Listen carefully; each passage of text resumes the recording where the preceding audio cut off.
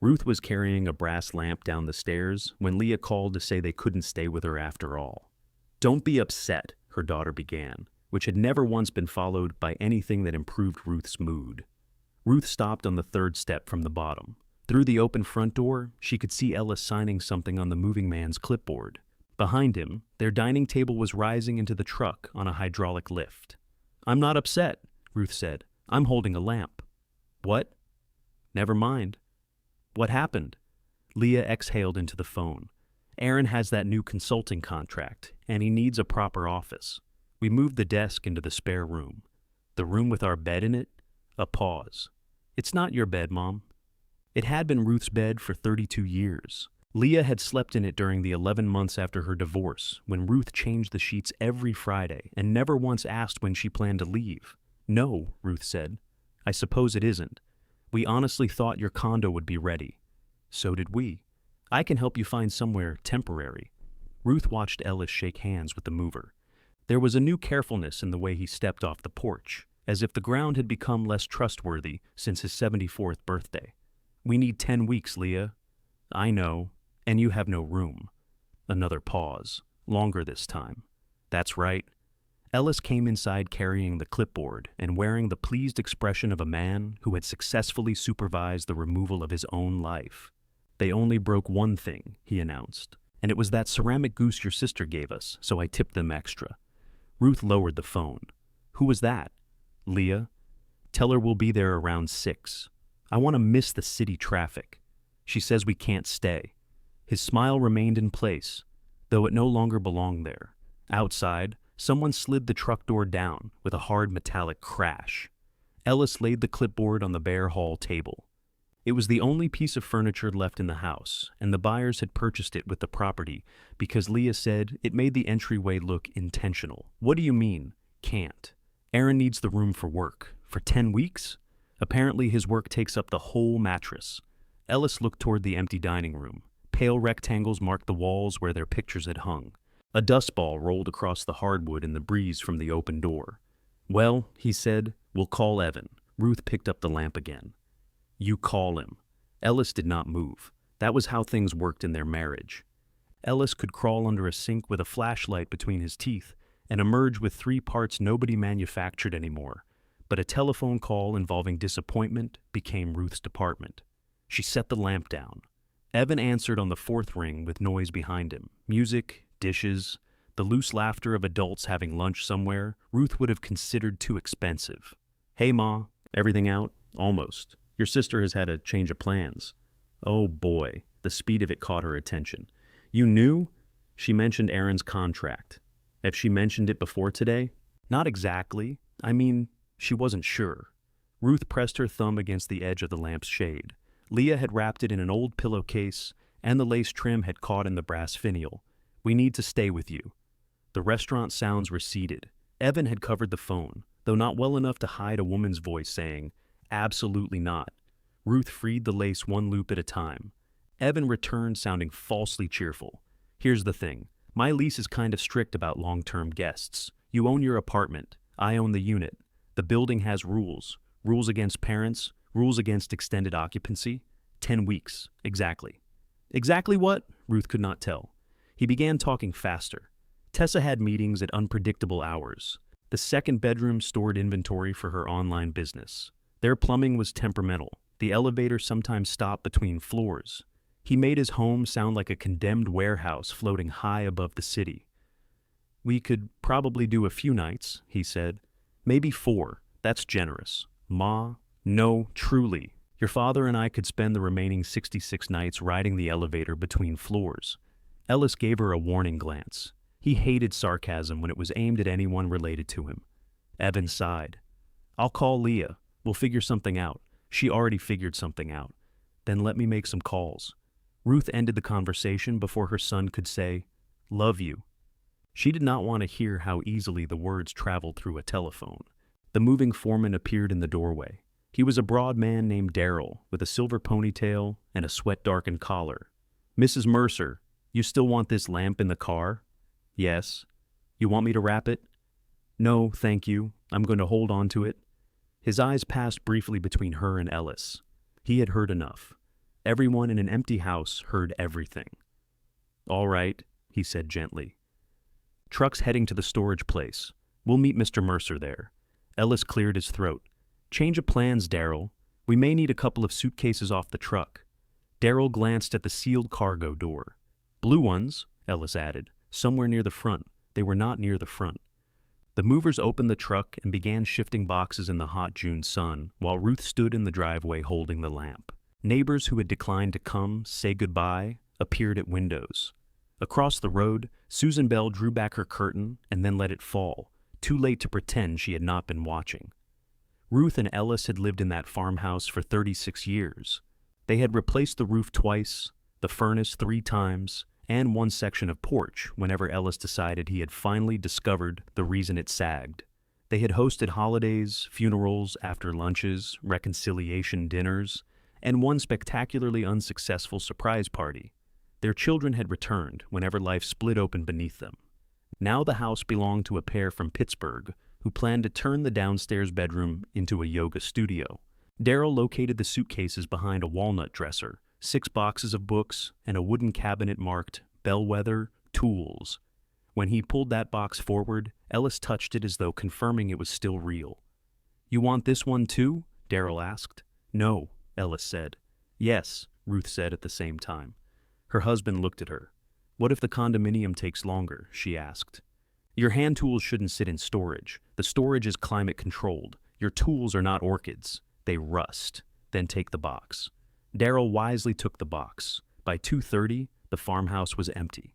Ruth walked through it alone, while Ellis waited by the car. The buyers would receive the keys at 4. Until then, she still possessed every room, though there was nothing left in any of them. In the kitchen, she opened the drawer beside the stove out of habit. Leah had cleaned it the previous Sunday, declaring most of its contents garbage. Ruth had rescued 2 screwdrivers, a roll of twine, 4 birthday candles, and the key to a door that no longer existed. The drawer now held only a square of faded gingham shelf paper. She shut it. The worst part was that selling had been sensible. The property taxes had climbed again.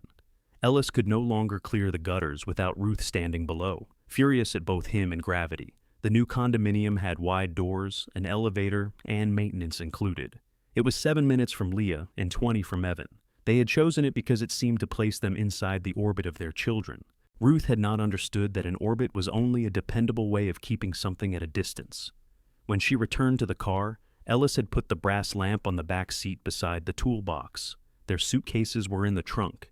He sat behind the wheel with the air conditioning running. Evan texted, he said, and he found a hotel. How resourceful.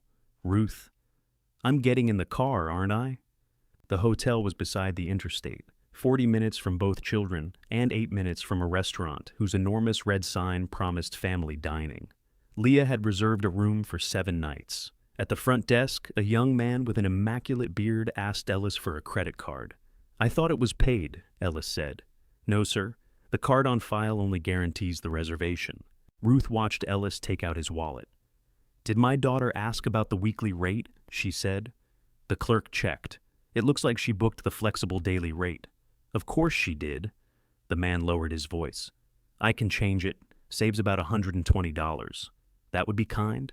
Ellis signed the receipt without examining the total. Ruth knew he had seen it because his ears turned red. Their room was on the 2nd floor, at the far end of a corridor patterned with gold diamonds. It had 1 upholstered chair, 1 desk chair, 1 bed, and a window facing the green lid of a dumpster. A laminated card beside the coffee maker explained that additional coffee pods were available for a fee. Ellis placed his suitcase on the luggage rack and Ruth's on the floor. "You take the rack," she said. "Yours weighs less. My knees don't."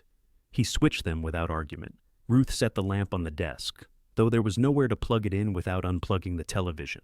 Against the gray hotel wall, its pleated cream shade looked absurdly formal, like a woman who had worn a church hat to a bowling alley. Ellis sat on the edge of the bed. "We could still take Evan up on those 4 nights? No, it would give us time." "To do what?" "Figure things out." Ruth opened her suitcase.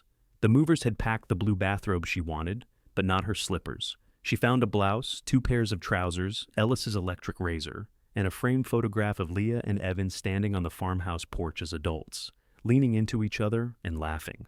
She could not remember putting it there. "We have figured something out," she said. "Neither of them wants us in the way. They're busy. So were we. That's different." "How?" Ellis rubbed his palms over his knees. "We were the parents." The sentence landed quietly between them. Ruth put the photograph face down beneath the blouse.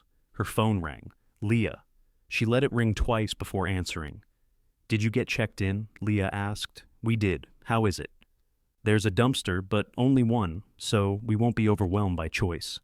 "Mom, please don't make this worse." Ruth looked at Ellis. He was studying the hotel fire escape map, as if he might be tested on it. "I'm not the one who waited until the moving truck was full. I said I was sorry." "No. You said Aaron needed an office." Leah's voice hardened. "What do you want me to do, Ruth?" There it was. Not Mom. Ruth. For years, her daughter had used her first name only when she wanted them to be two adult women with equal authority and no history. Ruth sat in the single upholstered chair. "I wanted you to tell us sooner. I kept hoping the condo would be ready. You kept hoping you wouldn't have to tell us at all." Leah was silent. In the background, Ruth heard a cabinet close. She pictured the spare room, Aaron's desk, a tangle of charging cables, perhaps the blue quilt folded in the closet. Leah had once cried into that quilt so hard Ruth washed the pillowcase twice. "I'll help you find a furnished rental tomorrow," Leah said. "Something suitable." "Suitable for what?" "For the two of you." Ruth almost laughed. She and Ellis had become a special category of furniture. After the call, they walked to the family restaurant beneath the red sign. Ellis ordered meatloaf. Ruth ordered soup and watched trucks pass on the interstate beyond the window. Near the end of the meal, Ellis said, "There is another possibility." She waited. He dragged one fingertip through the condensation on his water glass. "We could sell Bellwether." The old schoolhouse had been waiting 17 years for them to decide what it was worth. Ruth looked across the table at her husband. "No," she said. "I think we should go see it." Ellis lifted his eyes. "Tonight?" "Unless the schoolhouse has moved. It's nearly dark. There are headlights on the car. There are raccoons at Bellwether. They're not organized, Ellis." The corner of his mouth moved, but only slightly. "We don't have the key. You've carried that key for 17 years. I took it off my ring when we packed." "Where did you put it?" He considered this. "In the Bellwether toolbox. The one in our car?" The waitress arrived with the check before Ellis could answer. Ruth smiled at her, then held out her hand to her husband. "What?" "Car keys. We haven't paid. We're not sneaking out. I'm going to look in the box." Ellis covered the check with his palm. "We can go tomorrow, in daylight, after we've slept." Ruth looked at him closely. He was not frightened of the building. He was frightened of what she might see there, or what he might be asked to imagine. Tomorrow, she agreed. That night, neither of them slept. The mattress was softer in the middle, causing them to roll toward each other whenever they relaxed. Ellis treated this as an engineering problem and folded 2 bath towels beneath his side. At 1 in the morning, his breathing settled into the careful rhythm he used when pretending to sleep for Ruth's benefit. She lay on her back, watching green light from the smoke detector blink against the ceiling. At 1:30, she said, "Do you remember when Evan lived in our basement?" Ellis remained still. "The year after he left the sporting goods company, I remember. He stayed 8 months. 7. It was 8. He arrived the week before Labor Day and left in April." "Late April," Ellis conceded. He put a fish tank in the laundry room. It was too heavy for his dresser. He never owned a fish. He intended to. Ruth turned her head. "That was not the point." "I know." The mattress drew them together again. Ellis shifted toward the edge. "Leah stayed almost a year," Ruth said. "She was going through a terrible time. So was Evan, apparently. He nearly bought a fish." "Ruth." She closed her eyes. Ellis reached across the hollow between them and found her hand under the sheet. His thumb rested against her wedding ring. "They should have told us sooner," he said. It was not everything she wanted him to say, but it was enough to let the room become quiet. At 9 the next morning, Leah arrived with 2 coffees, a paper bag of breakfast sandwiches, and a folder. She wore navy trousers and a pale blouse with sleeves that ended precisely at her wrists. Ruth had seen her daughter arrive at hospitals dressed less professionally. "You didn't have to bring breakfast," Ellis said. "I wanted to." He took the bag. "That's different." Ruth saw Leah hear the rebuke, though Ellis had almost certainly not intended one. Her daughter placed the folder on the hotel desk beside the brass lamp. I found 4 furnished rentals, she said. 2 are out because of stairs. 1 doesn't allow stays shorter than 6 months, but I thought we could ask. What about the 4th? Ruth said. Leah opened the folder. It's a 1-bedroom over in Westbridge. Elevator building, utilities included, month to month. How much? It's furnished. That is not a number. Leah named a figure that made Ellis stop unwrapping his sandwich. For a month? He asked. It includes utilities. Does it include someone to chew my food? Dad. He lifted both hands, just establishing the services. Ruth accepted a coffee. It had cream in it, though she had taken hers black for 20 years. Leah still bought what her mother used to drink. May we see it? Ruth asked. I made an appointment for 11. The apartment was on the 4th floor of a converted insurance building. The elevator shuddered at every landing, and the corridor smelled of boiled cabbage, despite the manager's insistence that cooking odors were strictly controlled. The unit contained a brown vinyl sofa, 2 glass tables, and framed photographs of sailboats. There was no dresser in the bedroom. The closet door could not open fully because the bed blocked it. It's very popular with traveling professionals, the manager said.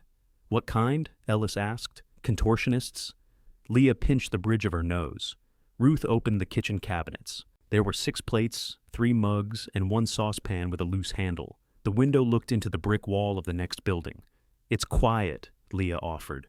It would have to be, Ruth said. There's nothing in here to make a sound. The manager's smile weakened. In the hallway afterward, Leah pressed the elevator button 3 times. You don't have to make fun of everything, she said. I didn't. You did. Both of you did. Ellis became interested in an outdated fire inspection notice. Ruth folded the listing sheet in half. Would you live there? That isn't fair. Why? Because I have a home. The elevator arrived with a tired bell. Nobody moved. Leah's face changed first. Her anger gave way to recognition, then quickly hardened around it. I didn't mean it like that. No, Ruth said. You didn't. They rode down with a man carrying a laundry basket. He smiled politely and asked whether they were moving in. We're still deciding, Ellis said. Outside, the morning had turned hot. Leah walked them to their car, where the bellwether toolbox sat on the back seat beneath a folded moving blanket. I can keep looking, she said. There are corporate apartments closer to us. At that price? Ellis asked. I said Aaron and I could help. You did not, Ruth said. I'm saying it now. Ruth studied her daughter. Leah's offer was sincere. That made refusing it harder, not easier. We can pay for our own housing, she said. I know you can. Then don't turn this into money. Leah glanced toward the hotel across the access road. I'm trying to fix it. Are you? What is that supposed to mean? It means you're trying to fix where we sleep without discussing why we can't sleep at your house. Leah's car keys tightened in her hand. Because it wouldn't work. You keep saying that as if a committee studied it. Aaron works from home. Your father can be quiet. I cannot, Ellis said. I have a very loud sandwich. Neither woman laughed. Leah drew a breath. It isn't just the room. Ruth waited. A truck changed gears on the nearby highway. Leah looked past her mother toward the traffic. I have a meeting, she said. We'll talk later. She hugged Ellis. With Ruth, she hesitated long enough to make the eventual embrace feel negotiated. Then she got into her car and drove away. Ellis watched her merge into traffic. You pushed too hard. She was about to say something. She'll say it when she's ready. Ruth opened the back door and pulled the moving blanket away from the toolbox. Everyone gets to be ready except us. The box was walnut, built by Ellis when they first bought Bellwether. Its brass latch had darkened, and someone, probably Ruth, had taped a paper label across the lid. The handwriting was faded but still legible. Bellwether Tools. Inside were a claw hammer, a brace and bit, several screwdrivers, 2 small pry bars, a folding rule, and a tobacco tin full of keys. Ellis had never smoked. He simply trusted old tobacco tins to organize the world. Ruth opened it. 3 brass, 2 silver, she said. The long brass one. They're all long, the one with the square shoulder. She held it up. That's it. Then let's go. Ellis glanced at the hotel. We have 6 paid nights. The schoolhouse will still be there after 6 nights. That is what worries me. They did not go that day. Ellis wanted to call the condominium contractor for an updated schedule, and Ruth wanted groceries that did not come wrapped in hotel plastic. By evening, the contractor had extended the delay from 10 weeks to 10 weeks at minimum, which was a phrase designed to sound definite while promising nothing. The next day, Evan called during lunch. He spoke to Ellis, not Ruth, and suggested they tour a senior residence near his apartment. Ruth could hear his voice from the other side of the bed. "It has short-term suites," Evan said. "Meals, housekeeping, activities." "What kind of activities?" Ellis asked. "I don't know. Things." "Organized raccoons?" Ruth looked over. Ellis winked at her, but his hand was gripping the phone tightly. "It's just an option, Dad. For when?" "What do you mean? For now, or for the rest of our lives?" Evan was silent long enough that Ruth could hear Tessa speaking in the background. Ellis's face lost its humor. "We'll let you know," he said, and ended the call. On their third evening at the hotel, Ruth put the brass schoolhouse key in her purse before Ellis could invent another errand. They drove west as the heat softened. Subdivisions gave way to older houses, then fields bordered by ragged stone walls. Ellis kept both hands on the wheel. He had taken this road hundreds of times, but when the cracked bellwether sign appeared, he slowed as though the turn might surprise him. The schoolhouse stood beyond a strip of waist-high grass, its red brick dulled nearly brown. 2 maples crowded the front walk. One tall window had been covered with plywood. The roof sagged slightly over the rear corner, and vines had climbed halfway up the chimney. Ruth stayed in the car. "Well?" Ellis asked. "It looked better in my memory. It looked better in reality, too." He drove onto the gravel patch. Weeds scraped the underside of the car. The front steps had shifted apart. Ellis tested each one before letting Ruth follow. At the green door, she handed him the key. "You do it." "Why?" "Because if there's something dead on the other side, I want you in front." He worked the key into the lock. It resisted, then turned with a deep internal clunk. When he pushed, the swollen door dragged over the floor and released a smell of old wood, damp paper, and trapped summers. They stood without entering. Light came through the uncovered windows in long gold bars. Their stored furniture formed shadowed islands across the classroom. The walnut dresser, dining chairs wrapped in quilts, a pine cupboard, boxes stacked beneath the chalkboard. Plaster had fallen near the rear wall. A brown water stain spread across the ceiling like a continent. Something moved above them. Ruth grabbed Ellis's arm. A pigeon dropped from the rafters, flapped once around the room, and escaped through a broken upper pane. Ellis waited until it was gone. Not a raccoon. "Don't sound disappointed." They walked slowly between the boxes. Dust softened every surface. Ruth touched the edge of an old student desk that had remained in the building when they bought it. Someone had carved Marvin into the top with such determination that the letters were nearly holes. At the rear, Ellis pressed one shoe against a darkened floorboard. It gave slightly. "Rot," he said. "I see it. Roof's worse." "Yes. The well pump hasn't worked in years. No septic. Wiring would have to be replaced completely. Probably plumbing from the ground up." Ruth looked toward the tall windows. Beyond them, the field was green in the lowering sun. "You're listing problems like you're afraid I'll miss one. I'm listing problems because there are a great many." The old chalkboard remained fixed to the front wall. Ruth wiped a corner with her palm, revealing a clean black curve beneath the dust. Ellis came to stand beside her. "We could sell it," he said. "Use the money for the rental. How much would we get? Not what we put into it. That wasn't my question. Maybe 40,000. 50 if someone wanted the land. And then it becomes, what? Storage units? A parking lot? It becomes somebody else's problem." Ruth looked around the ruined room. Even filled with their belongings, it felt larger than the farmhouse did on its final morning. "Do you remember why we bought it? You told me you'd always wanted a schoolhouse. I said the windows were beautiful. You said a lot of things. The auctioneer was going too fast." She smiled despite herself. Ellis lowered his voice. "Ruth, we cannot move in here. Not tonight. Not in 10 weeks either. You don't know that." He stared at her. Dust floated between them, bright as sparks. She placed her hand flat against the chalkboard, cool beneath her palm. "No one has room for us," she said. "Maybe it's time we made some."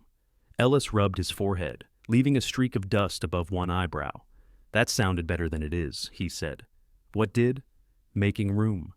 In practical terms, you just proposed installing a septic system. I didn't say we should do it ourselves. That's comforting. I was worried you'd brought a shovel in your purse. Ruth walked toward the rear of the building. You act as if we haven't repaired a house before. We repaired one thing at a time over 36 years. That's different from repairing everything at once. At the back wall, a narrow door opened into what had once been a supply room. Their folding lawn chairs leaned against boxes of canning jars. A rolled rug lay beneath a wooden sled Ellis had promised to dispose of in 2004. Ruth pointed. Why did we save that? The runners are good. For what? Bellwether's emergency sled service?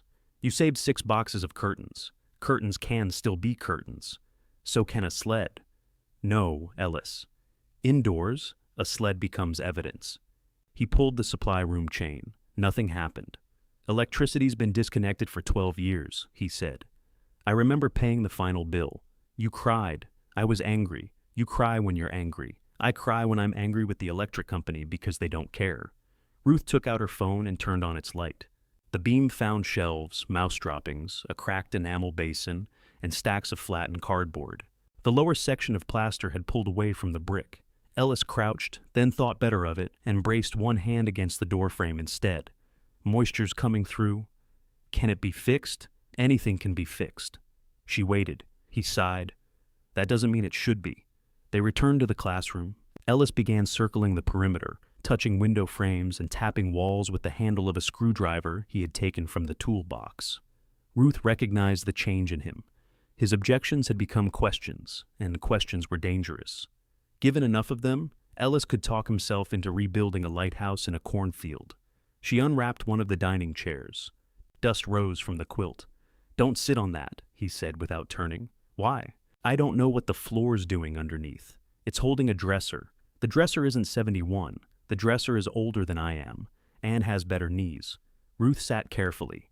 The floor did not collapse. From the chair, she could see the schoolhouse, as it had been in fragments. 4 rows of desks, black coats on hooks, her own narrow wrist rising because she knew how to spell Pennsylvania. In winter, the radiator clanged so loudly that Mrs. Gable paused during lessons and waited for it to finish arguing. She had been 11 when Bellwether closed.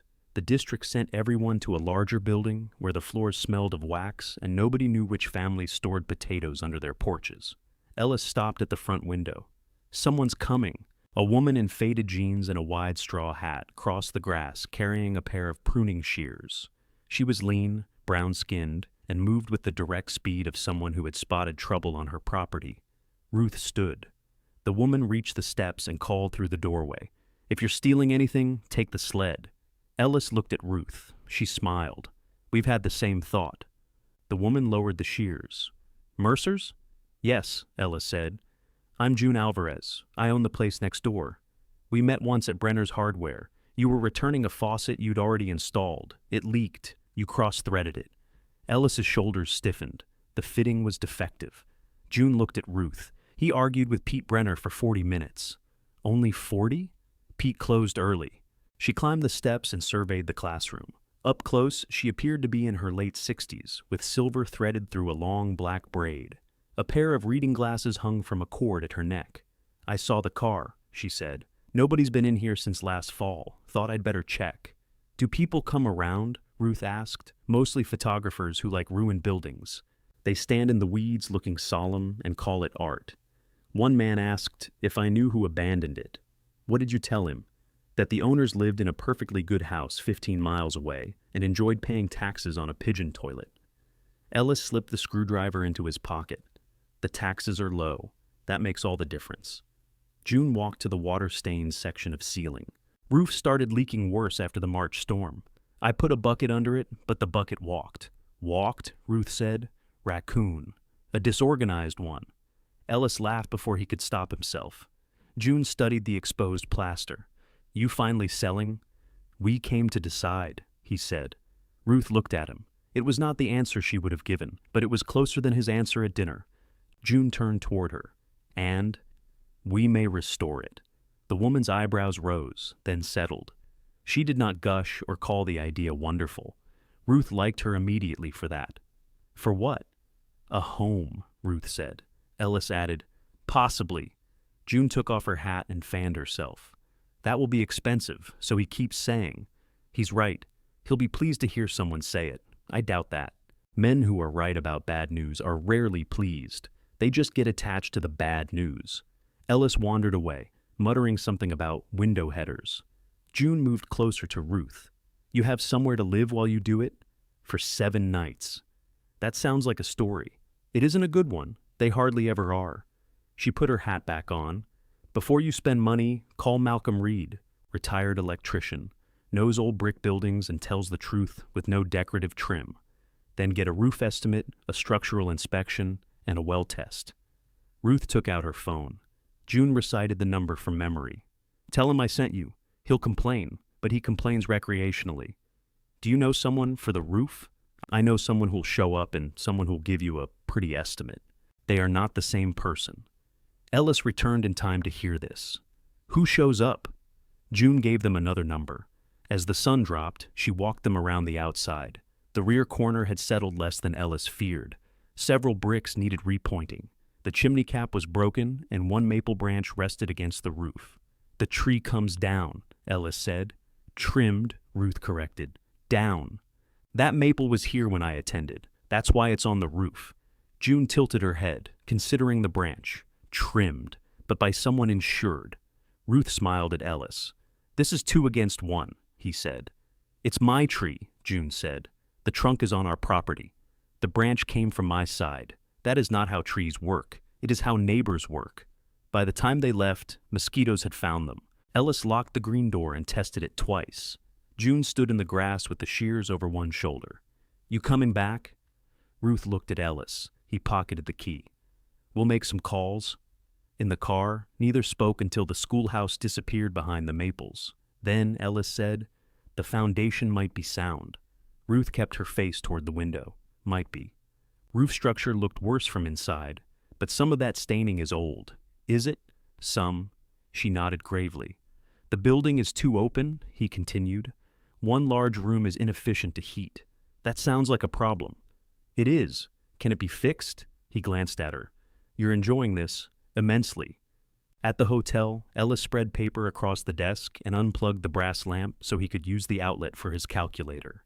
The paper was hotel stationery, 6 sheets in total. He divided them into columns labeled roof, water, waste, electrical, structural, windows, heating, permits, and unknown. Unknown should be the widest column, Ruth said. I'm aware. Would you like more paper? No. I could ask the desk. No. She sat on the bed with her phone and called Malcolm Reed. A man answered with a suspicious hello. June Alvarez gave me your number. That woman gives out my number like she's selling raffle tickets. She said you'd complain. Well, now she's controlling the conversation before I'm even in it. Ruth explained about Bellwether. I know the building, Malcolm said. Your service line was removed years ago. My husband says the wiring needs to be replaced. Your husband is correct, unless he enjoys electrical fires. Across the room, Ellis tapped the calculator harder. Could you come look? I don't do contracting anymore. We're not asking you to. What are you asking? For the truth with no decorative trim? Malcolm was quiet. Then he laughed once. June again, June again. I can meet you Thursday morning. Afterward, Ruth called the roofer who showed up. A structural inspector agreed to come Friday. The well company could test the old system the following week. Ellis wrote each appointment in the unknown column. You've used all the paper, Ruth said. We are not deciding anything until we know what it costs. I agree. He looked up, suspicious of her easy surrender. Ruth removed her earrings and placed them in the little dish beside the bed. We also need somewhere to live longer than 4 more nights. I know. The expensive apartment is available. It's robbery. So, is this hotel?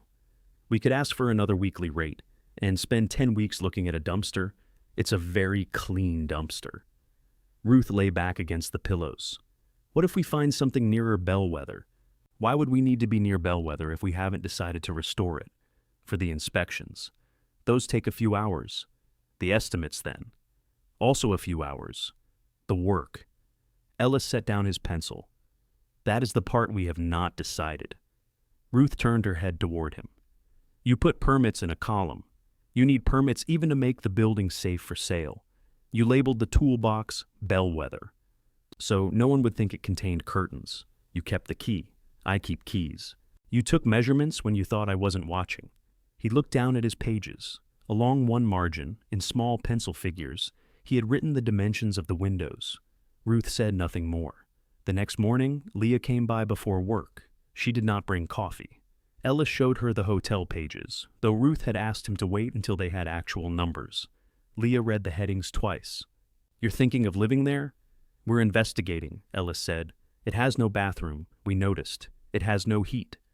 "Yes, it's falling apart." Ruth folded her arms. "Did Evan call you?" "Last night. He thinks you should sell it. How fortunate that he has a plan for our property." Leah ignored that. "What happens to the condo?" "We'll decide," Ellis said. "You've already put money into it. We know. And now you want to pour more into an abandoned building because you're angry at us." Ruth opened her mouth, but Ellis spoke first. "We are angry at you." Leah stared at him. He rarely said things so plainly. Even Ruth felt a small shock. Ellis gathered the pages, aligning their edges against the desk. "That doesn't automatically make the idea bad. It doesn't make it good." "No," he said. "That's what the numbers are for." Leah looked to Ruth, perhaps expecting her to soften him. Ruth picked up the brass lamp and moved it aside so Ellis would have more room. "We're meeting an electrician tomorrow," she said. "After that, we'll know a little more." Leah closed the folder herself, though it contained none of her papers. "Please don't sign anything because someone tells you the building has potential." "At our age," Ruth said, "nobody tells you that anything has potential. This isn't funny." "No, it isn't." Leah picked up her purse. At the door, she turned to Ellis. "If this is about proving a point, it's an expensive way to do it." He had returned to his figures. "So was your wedding." Ruth's head snapped toward him. Leah's first marriage had ended years ago, but the wedding remained a subject handled with protective gloves. Ellis looked startled by his own sentence. "I didn't mean—" "No," Leah said. "I think you did." She left before either parent could follow. Ellis stared at the closed door. That was unkind. It was. She pushed. She did. "I shouldn't have said it." "No." He turned toward Ruth. "Are you going to agree with everything? Only until it becomes annoying." "It became annoying 2 answers ago." Ruth took the room key from the desk. "Then we're making progress." Malcolm Reed arrived at Bellwether in a white van with one green door and a ladder tied to the roof. He was 66, broad through the shoulders, and wore a gray mustache that hid his expression until he spoke. He looked at Ellis for several seconds. "Cabinet class," Malcolm said. Ellis frowned. "County evening program, 1998. You taught 6 grown men how to make drawers that didn't stick. Only 4 of you finished. 2 of them were there to avoid their wives." Ellis extended his hand. "You made the cherry nightstand. It rocked. The floor in that building was uneven. It rocked at home, too." Ruth introduced herself, while the men shook hands with the solemnity of people agreeing not to mention the nightstand again.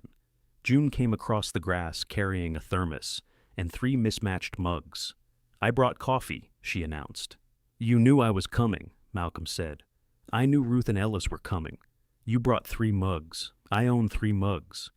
June handed one to Ruth, one to Ellis, and kept the third. Malcolm looked at her.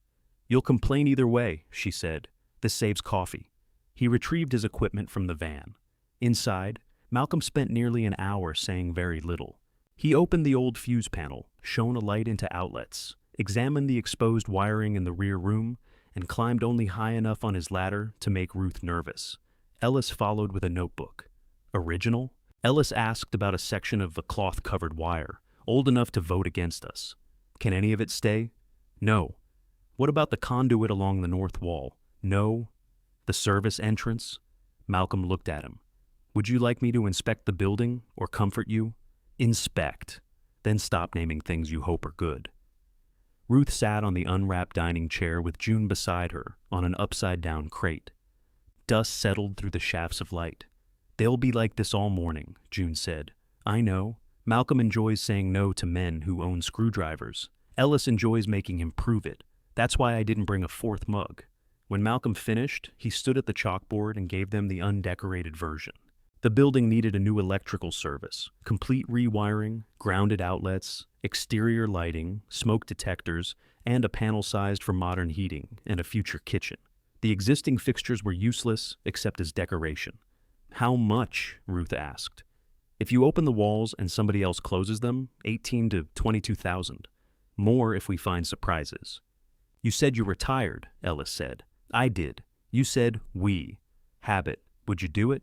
Malcolm glanced around the room. Maybe. If the roof gets fixed first. I don't wire waterfalls. June poured the final coffee into her own mug.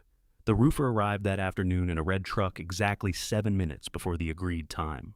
Warren Pike was a narrow man with sun-reddened forearms and the unsettling habit of looking at the roof while someone spoke to him. He walked the perimeter, climbed up, disappeared over the ridge, and returned with photographs. You've got slate worth saving on the front, he said. Rear section is mostly gone. Flashing around the chimney failed. Decking soft in 2 places. Ellis enlarged each photograph on Warren's phone. Can the original slate be reused? Some. How much is some? I won't know until I touch it. You already touched it. Then I won't know until I touch all of it. Ruth stepped between them before they could spend the afternoon defining touch. Warren's estimate came 2 days later. 28,000 if the front slate cooperated, 34 if it did not. The structural inspector found the foundation sound, but recommended reinforcing 6-floor joists and rebuilding the rear sill where water had entered. The well company warned that the old shallow well might never meet residential standards. A new drilled well would cost at least $12,000. The first septic estimate was $18,000, assuming the soil passed its test. By Sunday, the hotel desk had supplied Ellis with an entire pad of stationery. The columns no longer fit on one page. Ruth sat cross-legged against the headboard while he read the totals for a 3rd time. They had extended the room for another week, though the clerk who saved them money had moved to the evening shift and nobody else seemed authorized to do anything. That's before plumbing, Ellis said. I heard you. Or heating, yes, or a kitchen. I would like one of those. Or insulation, wall repair, flooring, windows, permits, design work, appliances. Ellis. He stopped. What does the total say? I don't have a total. I have a range. What does the frightening end of the range say? He named it.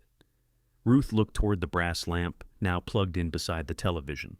They had bought a power strip so they no longer had to choose between light and weather reports. That's a lot of money, she said. It is a foolish amount of money. Can we afford it? That is not the correct question. It is the first question. Ellis leaned back in the desk chair. If we sell the condo after the repairs are complete, probably. We'd lose closing costs and whatever we can't recover.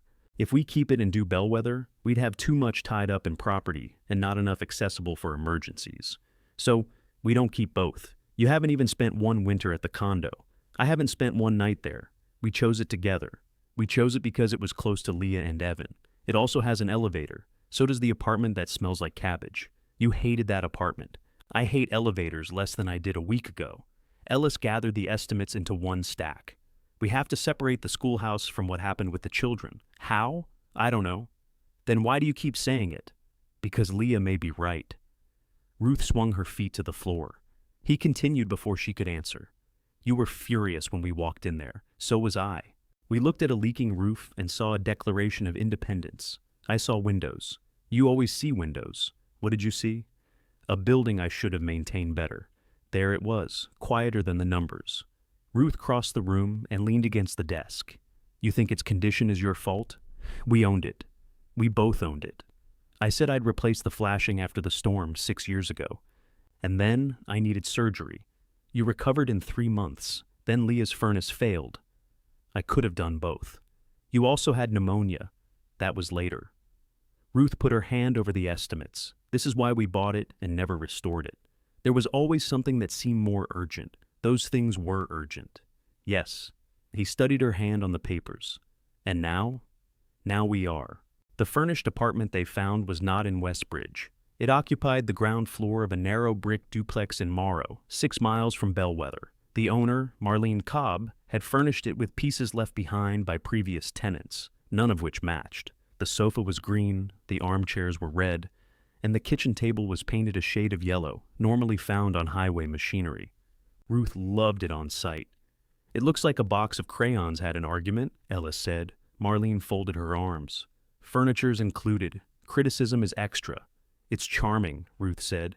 It's available for 4 months minimum, after that month to month. No smoking, no large animals, no painting anything beige. We don't have animals, Ellis said. Everybody says that before somebody's cousin arrives with a cat. Ruth walked through the bedroom. There was space on both sides of the bed, a dresser with 6 working drawers, and a window overlooking a patch of lavender. The bathroom had a shower they could step into without climbing over the side of a tub. How much? She asked. Marlene named a figure lower than the hotel and less than half the Westbridge apartment. Ellis examined the lease at the yellow table. What's wrong with it? The apartment? The price? Morrow is 40 minutes from anything people brag about. We have references, Ruth said. I don't care what your friends think of you. I need first month security deposit and proof you can pay. Ellis looked faintly offended. You don't want references? I rented to a man with 6 excellent references. He removed the bedroom door because he said it interrupted the energy. Ruth sat opposite Ellis. Sign it. He read every line, including the paragraph about plumbing stoppages. Then he signed. They moved in the following afternoon with 2 suitcases, the brass lamp, the bellwether toolbox, and groceries. Everything else remained in storage. Ruth set the lamp on a table between the red chairs. Its cream shade made the room look less like a disagreement. Ellis unpacked his calculator and estimates at the yellow kitchen table. Ruth made coffee in Marlene's dented machine. We need rules. For what? For bellwether. We haven't agreed to do bellwether. We signed a 4-month lease 6 miles away. That was practical. Of course. He waited. Ruth placed a mug beside him. We don't do work. We should hire out. We don't hide costs from each other. We don't spend emergency savings. You don't climb onto the roof. I wasn't planning to. You looked at Warren's ladder with longing. I was evaluating it.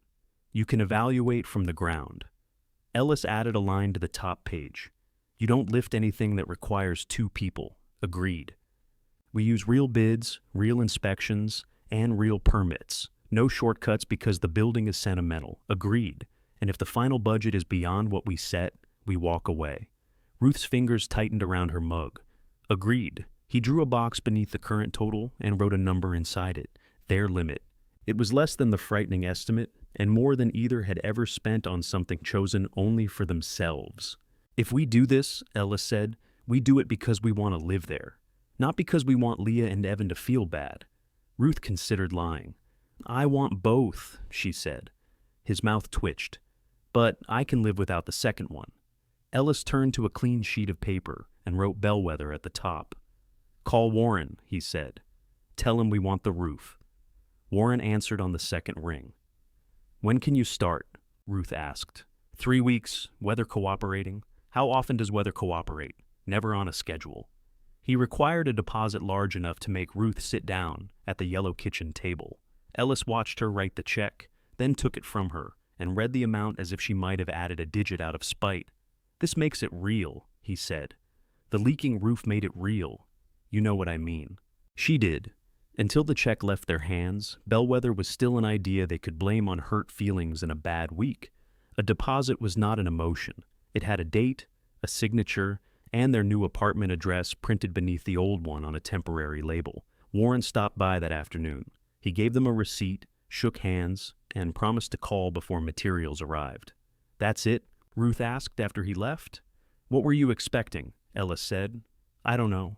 A small ceremony. We can ring the hotel desk bell. They spent the next week clearing enough space for the roof crew to work safely. Furniture that could tolerate dust remained under heavy plastic. Boxes of books, photographs, dishes, and curtains went to the storage facility with everything else. The sled stayed. You said it was evidence, Ellis reminded her. It is. I want it preserved for trial. June helped carry small boxes to the car. She refused the larger ones before anyone could ask. I have one back, she said. I intend to keep it. Ruth admired the ease of that answer. June did not explain, apologize, or demonstrate that she could once have lifted twice as much. She simply lifted what she chose. Ellis had more trouble. When Warren delivered rolls of underlayment and stacked lumber beside the building, Ellis reached automatically for one end of a long board. No, Ruth said. I'm helping him move it 6 feet. That sounds like lifting. It's one board. Warren kept hold of his end. My insurance prefers wives who say no. Your insurance isn't married to her, Ellis muttered. Put it down, Ruth said. He did, but his expression followed the board all afternoon. Inside, Ruth worked at old wallpaper in the rear supply room. At some point, perhaps in the 1950s, someone had covered one wall with yellow roses. Damp had loosened the lower half, while the upper half clung with religious conviction. Ruth sprayed it, waited, and scraped. The work was satisfying for 40 minutes and punishing after an hour. June appeared in the doorway. "You're using your shoulder wrong. I have used this shoulder for 71 years. That doesn't mean you've used it well." She took the scraper and demonstrated a shorter motion. The paper peeled away in broad strips. Ruth frowned. "I don't like you. You'll recover." By lunchtime, they had exposed most of the plaster. Ellis sat on the front step with his notebook, calculating the cost difference between repairing the original windows and replacing them with modern ones. "Repair," Ruth said. "You haven't heard the numbers. I attended school behind those windows. That doesn't make them efficient. They held up for 100 years. So did the outhouse. We're not preserving that." June handed Ruth half a sandwich. "He has a point. Whose side are you on?" "The side with the bathroom." Malcolm returned once the roof contract was signed. He brought temporary work lights and an extension cord long enough to reach June's exterior outlet. "I'm billing you for the electricity," she told Ellis. "Send me a statement. I charge by the photon." Malcolm opened walls in 3 places to see how the old wiring had been run. Behind one section of plaster, he found a brittle bundle wrapped in black cloth. "Beautiful," Ellis said. "Deadly," Malcolm replied. "I meant the way it's routed. Electricity doesn't care about craftsmanship when it sets the wall on fire." Malcolm agreed to take the rewiring job on 2 conditions. Warren had to finish the roof first, and Ellis could ask questions only during designated periods. "How long are the periods?" Ellis asked. "Over already." Ruth laughed so hard she had to sit down. That evening, she entered every deposit and estimate into a ledger at the yellow table. Ellis preferred the calculator, loose sheets, and several sharpened pencils. Ruth preferred one book in which every dollar had a permanent home. At the bottom of the first page, she wrote their budget limit. On the next line, she wrote remaining. The number was already smaller than she liked. "We need to tell them," Ellis said. Ruth knew who he meant. "Why?" "So they don't hear from someone else." "Who would tell them?" "June could. June has met neither of them. People meet. In your world, apparently they exchange construction news immediately." Ellis aligned his pencils. "I don't want the children thinking we hid it. We're not hiding it. We haven't told them. We also haven't told them what we had for breakfast. This is bigger than breakfast. It was a substantial omelet." He gave her a tired look. Ruth closed the ledger. "Fine, but we tell them. We don't invite a vote." They arranged dinner at the apartment for Sunday. Ruth made pot roast because it could be prepared ahead, then became angry at herself for preparing everyone's favorite side dishes. Leah liked carrots cooked nearly soft. Evan preferred potatoes browned separately instead of touching the meat juices.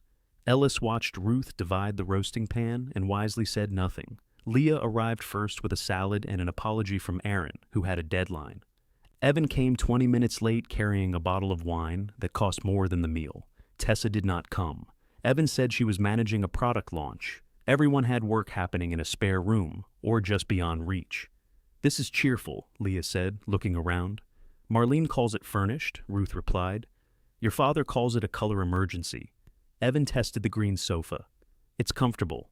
It folds out," Ellis said, "in case you need somewhere to stay." Silence passed around the room. Evan smiled as though the remark had been friendly. "Good to know." They ate at the yellow table, which was too small for 4 adults, and all the serving dishes. Evan's elbow knocked the pepper onto Leah's plate. Leah moved the salad bowl and struck Ellis's water glass. Ruth fetched a towel. "This table encourages intimacy," she said. "It encourages takeout," Evan replied. For several minutes, they almost sounded like themselves. Then Ellis brought out 2 copies of the summary he and Ruth had written. The first page explained that they had contracted for Bellwether's roof repair and were pursuing residential plans, bids, and permits. The second listed their financial rules: no emergency savings, no debt, no unpaid family labor, and no expectation that Leah or Evan contribute. Ruth had insisted on the final paragraph. "Our decisions about our property and savings are ours. We will share information when appropriate, but we will not seek permission." Evan read it twice. Leah stopped at the first page. "You already hired the roofer," she said.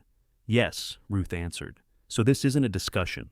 It can be a discussion. It isn't a decision, That's a very convenient distinction.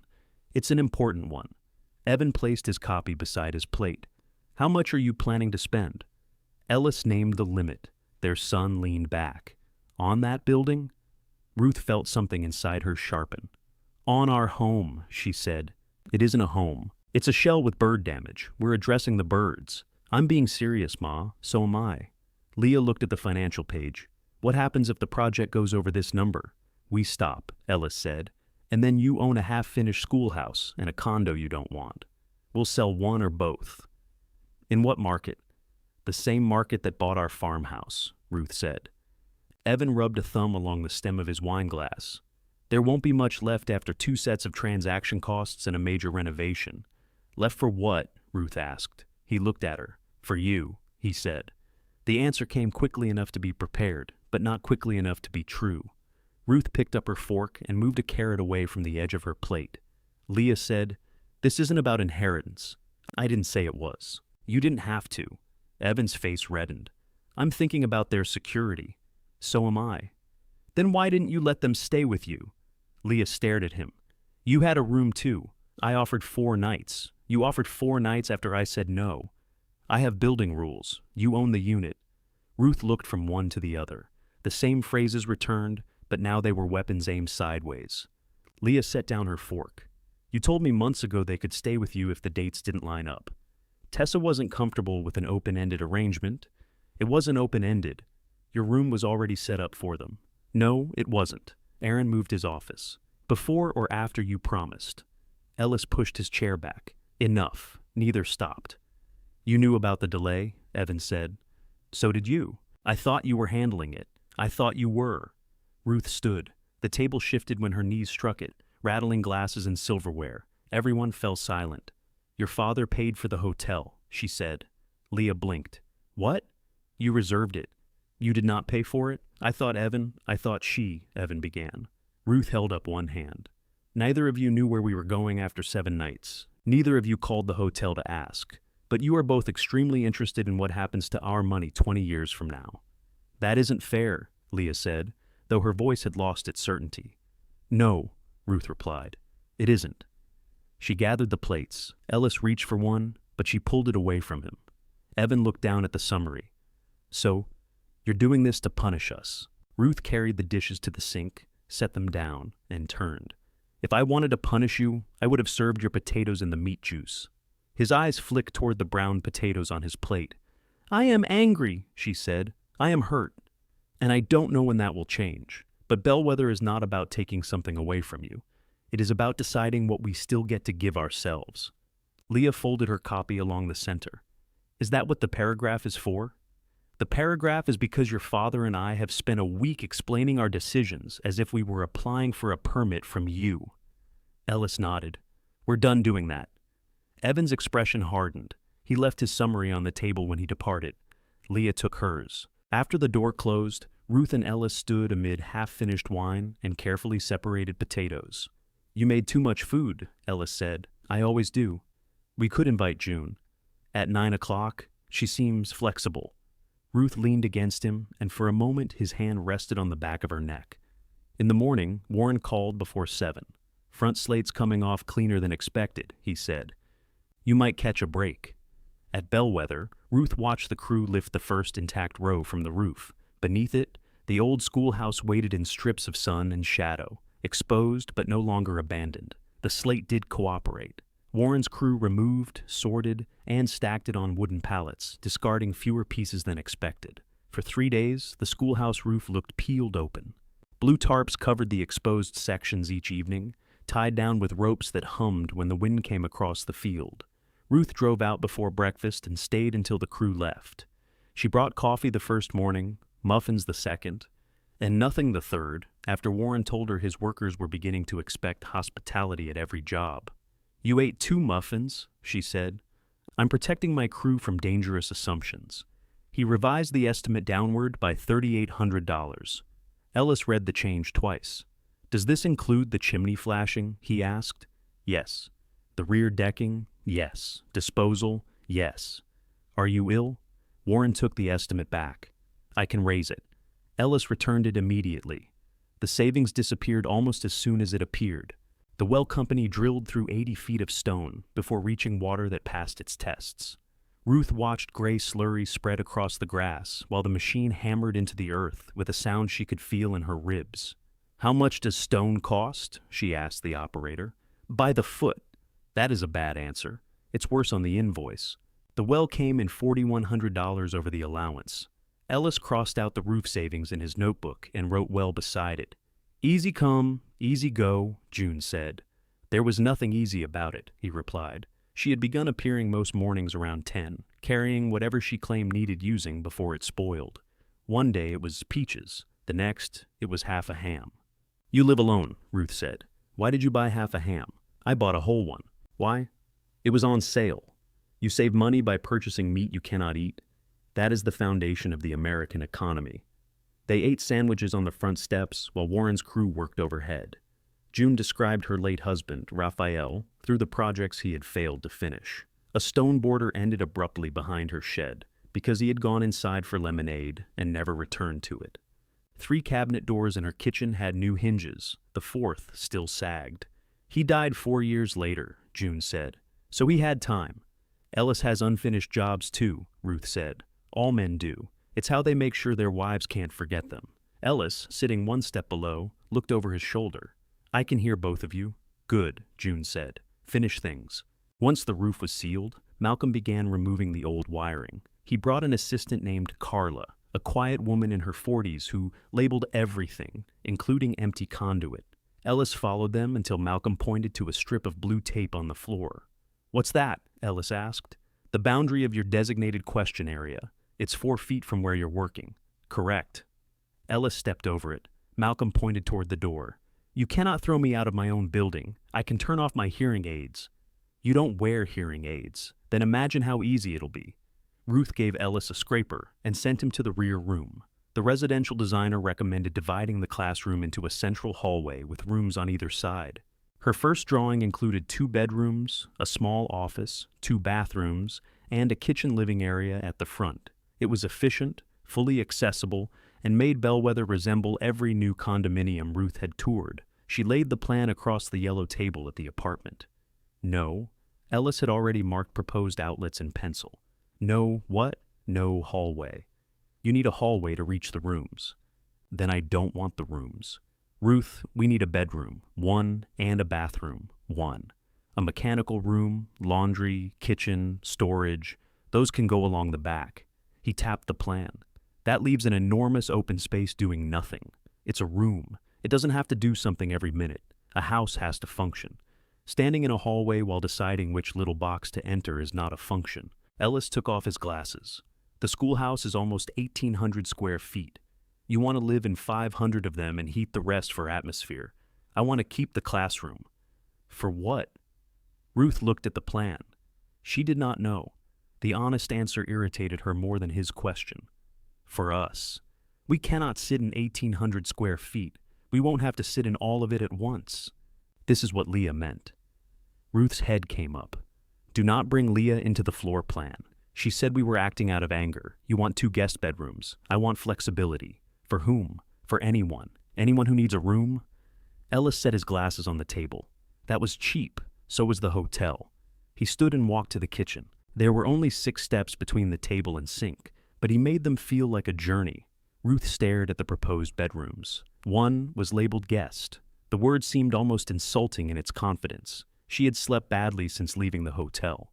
The apartment mattress was firmer, yet she still woke at odd hours with the sense that she had forgotten where the bathroom was. She had begun keeping the brass lamp on low through the night. Ellis filled a glass from the tap. We could have friends stay. What friends? He turned. Ruth regretted it at once. They had friends, or had once. Couples from Ellis's work. Women Ruth met through church committees, hospital fundraisers, and volunteer programs. Over the years, illness and moves had reduced the list. Widowhood changed invitations in ways nobody admitted. Many of the people who still sent holiday cards had not seen Ruth and Ellis in person for years. Their lives had narrowed without either of them noticing because their children had remained busy enough to fill the center. I didn't mean we have no friends, she said. You did. I meant nobody stays with us. Because the farmhouse was close enough for people to drive home. And Bellwether isn't? Maybe June has too much wine one night. June walks through a field. She might prefer not to. Then we'll buy her a flashlight. Ellis returned to the table and turned the plan around. What do you want the open room to be? Ruth traced the outer edge with one finger. I don't know yet. That matters. I know. Then say you don't know, instead of making this about guest rooms. She looked at him. I don't know, he nodded. But I know I don't want to chop it into boxes. Fine. We'll ask for another drawing. With the living suite at the back, with one bedroom at the back, and a large kitchen, a reasonable kitchen, large enough for the farmhouse table. The table seats 12, it seats 10 comfortably. It seats 12 if nobody wants elbows. 10 then. Ellis reached for his pencil. 1 bathroom? 2. He looked surprised. I don't want you wandering through the bedroom when I have guests. What guests? Anyone. His smile arrived slowly. They met the designer at Bellwether and used painter's tape to mark the revised layout on the floor. The back section would contain their bedroom, an accessible bathroom, laundry, mechanical space, and a smaller room Ellis called a den because calling it storage made Ruth dislike it. A second half bath would sit near the kitchen. Everything else remained open. Leah arrived while they were measuring the kitchen wall. Ruth had not invited her. Her daughter stood in the doorway wearing jeans and a striped shirt, without a folder or coffee. I was nearby, she said. You were 40 minutes from home, Ruth replied. I wanted to see the roof. Warren's crew had finished that morning. The repaired chimney rose above straight lines of slate and new shingles. The front looked old in the best way. The rear looked dry. Leah stepped inside. She examined the open walls and coiled electrical wire. It's cleaner than I expected. It is not clean, Ellis said. I meant structurally. That is not what structurally means. Ruth handed Leah the second plan. Her daughter studied it. Only 1 bedroom? We don't need more, Ruth said. What if someone visits? They can visit during the day. Leah's eyes remained on the paper. Ruth expected an argument, but Leah said, I like the open room. Ellis folded his arms. Your mother wants to heat 1,700 square feet for atmosphere. Mom hates hallways. Ruth looked at her. Leah walked toward the chalkboard. At the farmhouse, she always made everyone sit in the kitchen even when there were too many people. She said separate rooms made people behave like separate families. I said that every holiday. You rolled your eyes every holiday. I didn't say I agreed. Ruth felt the space between them shift, not close, but change shape. Leah touched the wood trim beneath the chalkboard. Are you keeping this? We haven't decided, Ellis said. You should. It takes up half the wall. That's why it's good. Ellis looked between his wife and daughter. This is becoming 2 against 1 again. No, Leah said. I'm not voting. The words were careful. Ruth wondered whether Leah had heard them in the apartment or arrived at them herself. Before leaving, she walked around the outside with Ellis. Ruth watched through the window as he pointed out the repaired flashing and the new well cap. Leah listened. Once, she put her hand on his arm. She did not apologize for dinner. He did not apologize for the wedding remark. It was not forgiveness, but it was something that could survive until next time. 2 nights later, rain swept across Morrow. Ruth woke at 1, listened to it strike the apartment windows, and shook Ellis. We should go check. The roof is new. New things fail. At 1 in the morning, failure has no office hours. He drove because she had already put on her shoes. At Bellwether, the rain came sideways through the headlights. They hurried beneath one umbrella, Ruth holding the key while Ellis fought the wind. Inside, the temporary work lights glowed along fresh conduit. They walked the entire ceiling with flashlights. No water fell. No plaster darkened. The buckets Warren's crew had left behind remained empty. Ruth stood in the center of the classroom, wet at the shoulders and laughing. Ellis's hair was plastered across his forehead. We drove 6 miles to look at dry buckets. Best thing I've seen all week. Thunder rolled over the roof. The old slate answered with a steady, sheltered drum. For a few minutes, they stayed where they were. Listening to the first storm, Bellwether no longer had to fear. The rain softened near dawn. By then, Ellis had found an old broom and was pushing small rivers of mud back out the door. The roof was the part we came to inspect, Ruth said. The floor is wet. From our shoes. It remains wet. You can sweep it tomorrow. I'm nearly done. He was never nearly done. Nearly done was a place Ellis visited on his way to discovering 3 additional tasks. Ruth took the broom from him. "We are going home." He looked around the schoolhouse, then allowed her to use the word without correcting it. June heard about the midnight inspection and told Malcolm, who told Warren, who apparently told everyone he encountered for the next 2 days. "You could have called me," Warren said when he returned to collect his ladders. "At 1 in the morning, Ruth asked. I wouldn't have answered, but you could have called." The story reached Dana Price at the Morrow Library. Ruth met her the following week when June brought her to Bellwether, carrying a flat archival box and wearing purple-framed glasses. Dana was 60, compact and energetic, with the habit of leaning forward when she spoke, as though every conversation were taking place over loud machinery. "June says you're keeping the chalkboard," Dana said. "June has promoted a possibility to a decision. She does that." June pointed toward the box. "Show them the pictures." Dana placed the box on the wrapped walnut dresser and removed several enlarged photographs. None contained secrets, inheritances, or anything Ruth had not known in general. Bellwether had served as a polling location after its closure and hosted suppers, lectures, and farm meetings before falling out of regular use. One photograph showed 2 long tables beneath the windows, crowded with adults in winter coats. Coffee urns stood on the old teacher's desk. The chalkboard behind them advertised a seed exchange. Ruth picked it up by the edges. "When was this?" 1969, Dana said. "There was a disagreement about soybeans. Must have been wild. The newspaper called the discussion spirited. In Morrow, that usually means somebody stood up." Ellis examined a photograph of the original front doors. "These aren't ours. Yours were replaced in the 80s. "I knew that." Dana smiled. "Of course you did." She walked the room with Ruth, identifying details worth preserving without treating each scar as sacred. The chalkboard could remain. The coat hooks were later additions but useful. The cracked beadboard beneath the windows could be repaired in sections. "You don't have to make it a museum," Dana said. "A building survives by being used, not embalmed." June touched the supper photograph. Those tables would fit. Ellis groaned softly. Ruth had already measured.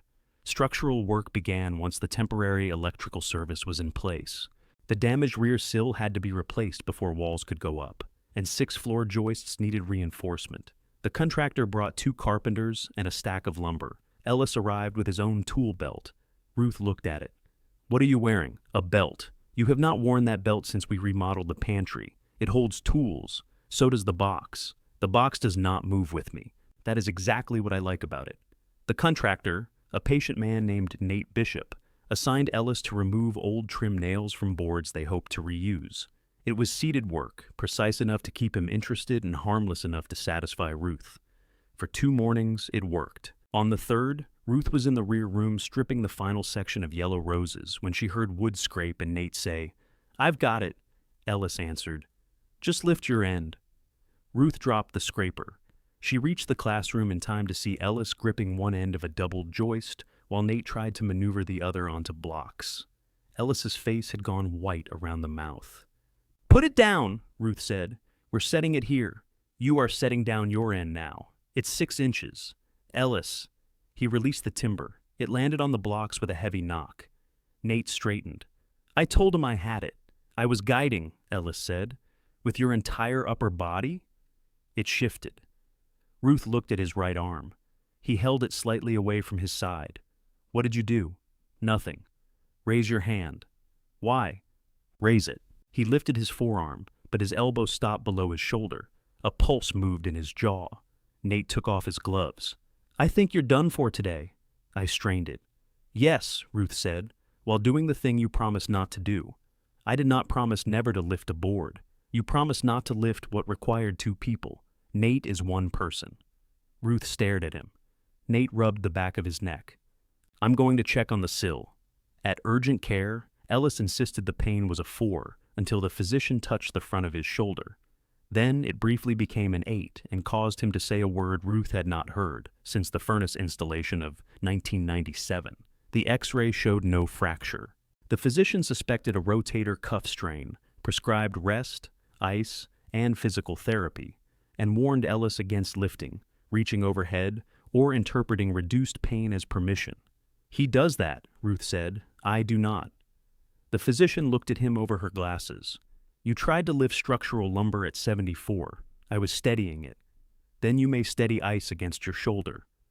In the apartment, Ruth helped him out of his shirt. He attempted to unbutton it one-handed, grew angry, and pulled too hard. Stop, she said. I can manage buttons. You are losing to the third one. It's small. It was the same size yesterday.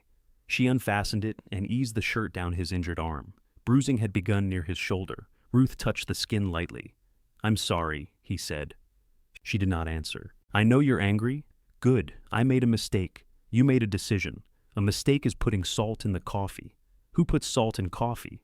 Someone who can't lift the sugar bowl because he hurt his shoulder. He sat in one of the red chairs, wearing his undershirt and sling. You don't have to keep going. I have not begun. I mean, Bellwether.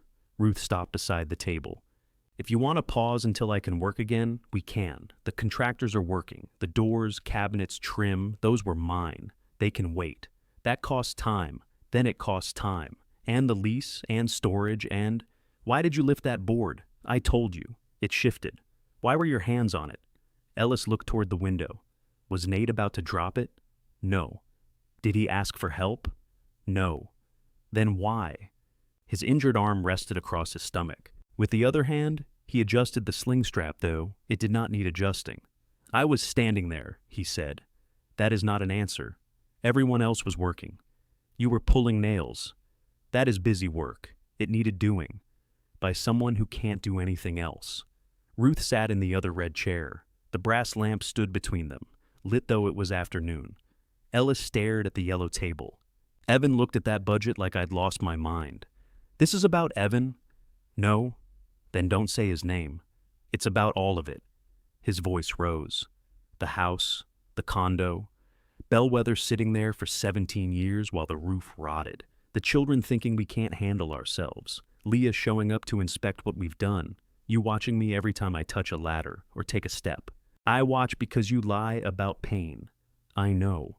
His agreement took the force out of her next sentence. He lowered his voice. I wanted to be useful. Ruth looked at his hands. The right one hung loose against the sling. You are useful. I wanted to look useful. That was different, and both of them knew it. Ruth leaned back. To whom? Myself, mostly. She believed him. That did not make her less angry, but it gave the anger somewhere to sit. Leah arrived an hour later with 2 bags of groceries and a gel ice pack. June had called her. You gave June my number? Ruth asked. Dad did, in case something happened at the schoolhouse. Ellis examined the sling as if he had never seen it. Leah put the groceries away without asking where anything belonged. Why didn't you call me? It isn't serious, Ellis said. You went to urgent care. They did an x-ray. Nothing's broken. That isn't what I asked. Ruth took the ice pack from the bag. We handled it. Leah shut the refrigerator. You don't get to be angry that we didn't help, then decide we're not allowed to help unless you approve the exact method.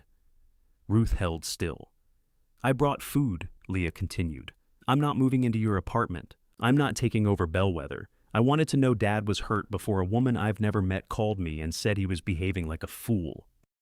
What exactly did June say? Ellis asked. That you were behaving like a fool. She has no decorative trim, Ruth murmured. Leah almost smiled. Ruth placed the ice pack against Ellis's shoulder. He flinched. 10 minutes, she said. Leah pulled the yellow chair closer. I can drive him to physical therapy. I can drive, Ellis said. With that arm? It's my right arm, not my eyes. It's also the arm you use to steer. I have another. Ruth sat opposite them. You may drive him Thursday. Both looked at her. What? She said. I can permit things too. Leah stayed for dinner. They ate soup she had brought from a restaurant near her office. It was too salty, but no one said so. Afterward, she helped Ellis fasten the cuff of his pajama shirt and left, without asking to see the budget. At Bellwether the next morning, Nate had placed the heavy joist and completed the sill. The work had continued without Ellis. He stood in the doorway in his sling, looking both relieved and offended. Malcolm handed him a marker. Carla needs labels for the outlet boxes. Ellis frowned. She labels everything. She said your handwriting is better. That is not true. No, Malcolm agreed, but hers is busy. Ellis sat on the old dining chair and began writing. Kitchen hall, half bath, Main room. Ruth returned to her wallpaper. June scraped beside her. Dana arrived at noon with sandwiches and another copy of the supper photograph. Nobody asked Ellis to lift anything. Nobody treated him as if he had disappeared. At the end of the day, Ruth found him standing before the chalkboard, his good hand resting on the worn wooden ledge. "What are you doing? Thinking? Is it heavy?" He glanced at her. She slipped her arm through his uninjured one. Together they looked across the open room, where wires, lumber, tools, and labeled boxes marked the shape of what was coming. For once, Ellis left before everyone else. He disliked physical therapy because every exercise looked too small to count as work. The therapist gave him a yellow resistance band and instructed him to pull it 6 inches at a time.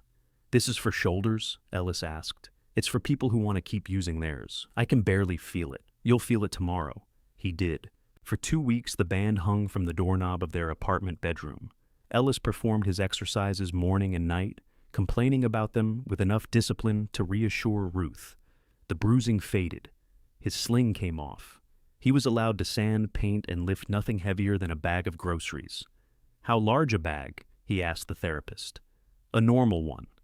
That is not a unit of measurement. For you, 10 pounds. What if the grocery store uses 2 bags? Ruth put her hand on his knee. "Stop negotiating with medicine." At Bellwether, the new walls rose along the back of the classroom. For months, the living suite had existed as lines on paper and strips of tape. Framing changed everything. Ruth could stand inside the outline of their bedroom and see where the bed would go. She could walk from the bathroom to the kitchen without stepping over a joist or imagining a door. The open room changed too. It seemed larger now that it had edges. "Too large," Ellis said. "Spacious, expensive to heat, generous. We own 4 chairs. We own 14. 10 of them are in storage. They remain ours." He smiled. "You've been counting." Ruth had also been measuring the farmhouse table. It was 9 feet long, with both leaves in place and scarred down the middle where Evan once dragged a metal toolbox across it. Ellis had repaired the finish, but refused to erase the deepest mark. They went to the storage facility on a Saturday to decide what would fit. Leah met them there with her SUV, though there was nothing they intended to move that day. "I'm helping choose," she said when Ruth looked at the vehicle. "We can choose without cargo space. I like to be prepared." The storage unit was climate-controlled, but arranged according to the mysterious priorities of moving men. A lampshade rested inside a stockpot. A box labeled linens supported Ellis's drill press. Their sofa stood upright against the rear wall like a person being punished. Ruth pointed toward the wrap table. "That goes." Ellis measured it again. "It has not grown," she said. "Wood moves, not 3 feet sideways." Leah ran her fingers over the moving blanket. "You're putting it in the main room?" "That's the idea." "Where?" "Near the kitchen." Her daughter looked at the diagram Ruth had drawn on the back of an envelope. "It'll seat a lot of people, 10 comfortably." 12 if nobody wants elbows," Ellis said. Ruth gave him a look. They marked the table, the pine cupboard, the walnut dresser, 6 dining chairs, and 2 armchairs for eventual delivery. Most of the farmhouse furniture would be sold or donated. Bellwether could not become a warehouse for every object they had once been afraid to release. Behind the dresser, Leah found a box marked "Guest Room." She knelt and opened the flaps. Inside were spare sheets, 2 pillows sealed in plastic, a clock radio, and the frame watercolor that had hung above the guest bed before Leah took it. Ruth had painted the picture herself from a magazine photograph of a harbor, the water tilted noticeably to the left. "You kept this?" Leah asked. "Your father likes it." "I like your use of color," Ellis said. "The ocean is going uphill. Nature is surprising." Leah held the picture at arm's length. "This hung in the room I stayed in." "Yes." "After the divorce." Ruth turned toward the table. "There should be 8 chairs under that blanket." "Mom?" "What?" Leah set the watercolor against the box. Aaron could have moved his desk. Ellis stopped measuring. Ruth waited. "He didn't want to," Leah continued, "but he would have if I'd insisted." "Then why didn't you?" The fluorescent lights hummed overhead. Somewhere beyond the wall, a metal storage door rattled open. Leah sat on the edge of a rolled rug. "Because I was afraid 10 weeks wouldn't be 10 weeks. The contractor gave us a schedule. Schedules change. The condo could have had more problems." You could have decided you hated it. So? So you might have stayed. In your spare bedroom forever? I didn't know. Ruth folded the envelope with the furniture diagram. Leah looked at her father. You two don't ask for much. I know that. But when you do come in, you come all the way in. What does that mean? Ruth asked. It means you rearranged my entire kitchen when I was sick. Your spices were beside the stove. Heat ruins them. It was my kitchen. You couldn't stand up for more than 5 minutes, so you helped. And then you kept explaining why your way was better after I recovered. Ruth's face grew hot. Leah continued carefully. When I stayed with you, you never asked me to leave. That was generous. But you also opened my mail, scheduled an appointment for me, and told everyone I was getting back on my feet before I had decided what I was doing. You were not doing anything. I was grieving? You had stopped eating, so you took care of me. I'm grateful. It doesn't sound like it. That's the problem. With you, gratitude means I'm never allowed to say the care was difficult too. Ellis put down the tape measure. Ruth looked at the slanted harbor. She remembered buying Leah a new toothbrush because her daughter arrived without one. She remembered setting coffee outside the guest room door and calling through it every morning until Leah answered. She remembered believing that love meant refusing to let another person disappear. You promised us the room, Ruth said. I know. You waited until our house was empty to tell us. I know. You let your father pay for the hotel. Leah lowered her eyes. I didn't know he had. I should have checked. You should have said no when we first asked. Yes. The agreement hurt more than an excuse would have. Ruth picked up the watercolor and put it back in the box. We need to finish choosing furniture. Mom, not now? Leah stood. This is what I mean. What? You decide when care is allowed and when a conversation is over. Ruth turned so quickly her hip struck the dresser. And you decide when a promise stops being one. Ellis stepped between them, not physically, but with his voice. Both can be true. Neither woman looked at him. Leah wiped dust from her palms. I'm going home. She left the storage unit without taking the box. Ruth concentrated on the furniture list until the numbers blurred. Ellis did not speak. He wrapped the tape measure around his hand, rewound it, and placed it in his pocket. Finally, he said, The table will fit. I know. Do you? She looked at him. In the schoolhouse, he added. Ruth laughed once despite herself, and the sound came out close to a sob. They did not bring the table to Bellwether yet. Dust remained everywhere, and Nate had begun hanging drywall in the rear rooms. Malcolm and Carla finished the electrical rough-in. Plumbers ran pipes through the new framing. The septic field turned one side of the property into raw earth. Each completed task exposed another decision. Outlet height, faucet style, cabinet depth. Whether the bedroom door should swing left or right. Ruth had never known a door could open the wrong way until Ellis explained it for 20 minutes. Money left the ledger in orderly, alarming rows. They stayed within the limit by repairing the original front windows, choosing plain fixtures, and postponing a paved parking area. Ellis restored the pine cupboard at a workbench Nate set up for him. He used hand tools where possible, moved slowly, and asked Carla to help turn it when he needed access to the back. The first time he asked, Ruth pretended not to notice. June brought peaches again.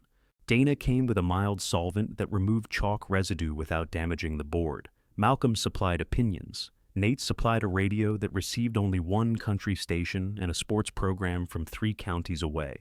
Workdays developed a rhythm. By noon, everyone had collected in the shade along the north wall, balancing plates on lumber or overturned buckets. Ruth started bringing more food than 2 people could eat. June did the same. Soon Carla brought tamales, Nate brought a bowl of pasta salad, and Malcolm arrived with a supermarket cake that said, "Good luck, Howard." "Who's Howard?" Ruth asked. Cake was half price. What happened to him? Based on the discount, nothing good. They ate it anyway. One Friday, an afternoon storm trapped everyone inside. The new floor was covered with protective paper. The main electrical work was complete, and enough plumbing functioned that nobody had to leave. Ruth pushed 2 folding tables together beneath the windows. June set out paper plates. Carla opened the tamales. Nate found an extension cord for the coffee maker. Dana arrived wet from the parking area, carrying library books she had promised Ruth, and stayed because the rain was too heavy to cross back to her car. Ellis sat at the end of the table with his yellow therapy band looped around one ankle so he would not lose it. "This is ridiculous," he said when Malcolm pointed. "You bring it everywhere?" "My wife brings it." Ruth poured coffee. "My husband forgets his exercises. I do them twice a day because I bring it." Thunder sounded over the new roof. Nobody looked up to check for leaks. The conversation moved around Ruth without needing her to direct it. June and Dana argued about whether the old sled could become a coffee table. Carla asked Ellis how to repair a drawer that stuck in damp weather. Nate told Malcolm his outlet boxes were too exact. Malcolm replied that this was why Nate's house had 3 crooked switches. Ruth looked down the temporary table. 7 adults sat in a room with unfinished walls, no kitchen cabinets, and 1 working bathroom. Everyone had brought something. Nobody had been invited in the proper sense. They had simply stayed, and the room had accepted them. Her phone lay beside her plate. A message from Leah waited unread. Ruth opened it. "I'm sorry I waited until moving day." There was no excuse for that. Nothing followed, no defense, no request that Ruth answer. She read it twice, then placed the phone face down. Ellis caught her eye from the far end of the table. He did not ask. June held up the supper photograph Dana had brought weeks earlier. "Same windows," she said. "Better cake," Malcolm objected. "Howard's cake is excellent. Howard never got any." Rain silvered the tall panes. Ruth could almost see the old photograph laid over the room. Long tables, winter coats, coffee, an argument spirited enough that somebody might stand. Ellis had asked what the open space was for. Ruth looked around at the mismatched chairs, muddy boots, damp shoulders, and half-empty dishes. She did not say it aloud yet. She no longer needed to. Ruth answered Leah's message that evening. "Thank you for saying it." She erased the period, put it back, and stared at the 2 lines. "What are you writing?" Ellis asked from the yellow table. "A book. Is it about punctuation?" She sent the message before she could improve it into dishonesty. Leah replied with a heart, then apparently thought better of it and sent, "I'd like to talk when you're ready." Ruth did not answer that one. Being ready had become an accusation in their family. Everyone was waiting for somebody else to reach the correct emotional condition before behaving differently. The condominium contractor called the next morning. The plumbing repairs were complete. Flooring had been replaced, the damaged walls repainted, and the unit could be occupied as soon as the final cleaning was done. Ellis wrote down the date.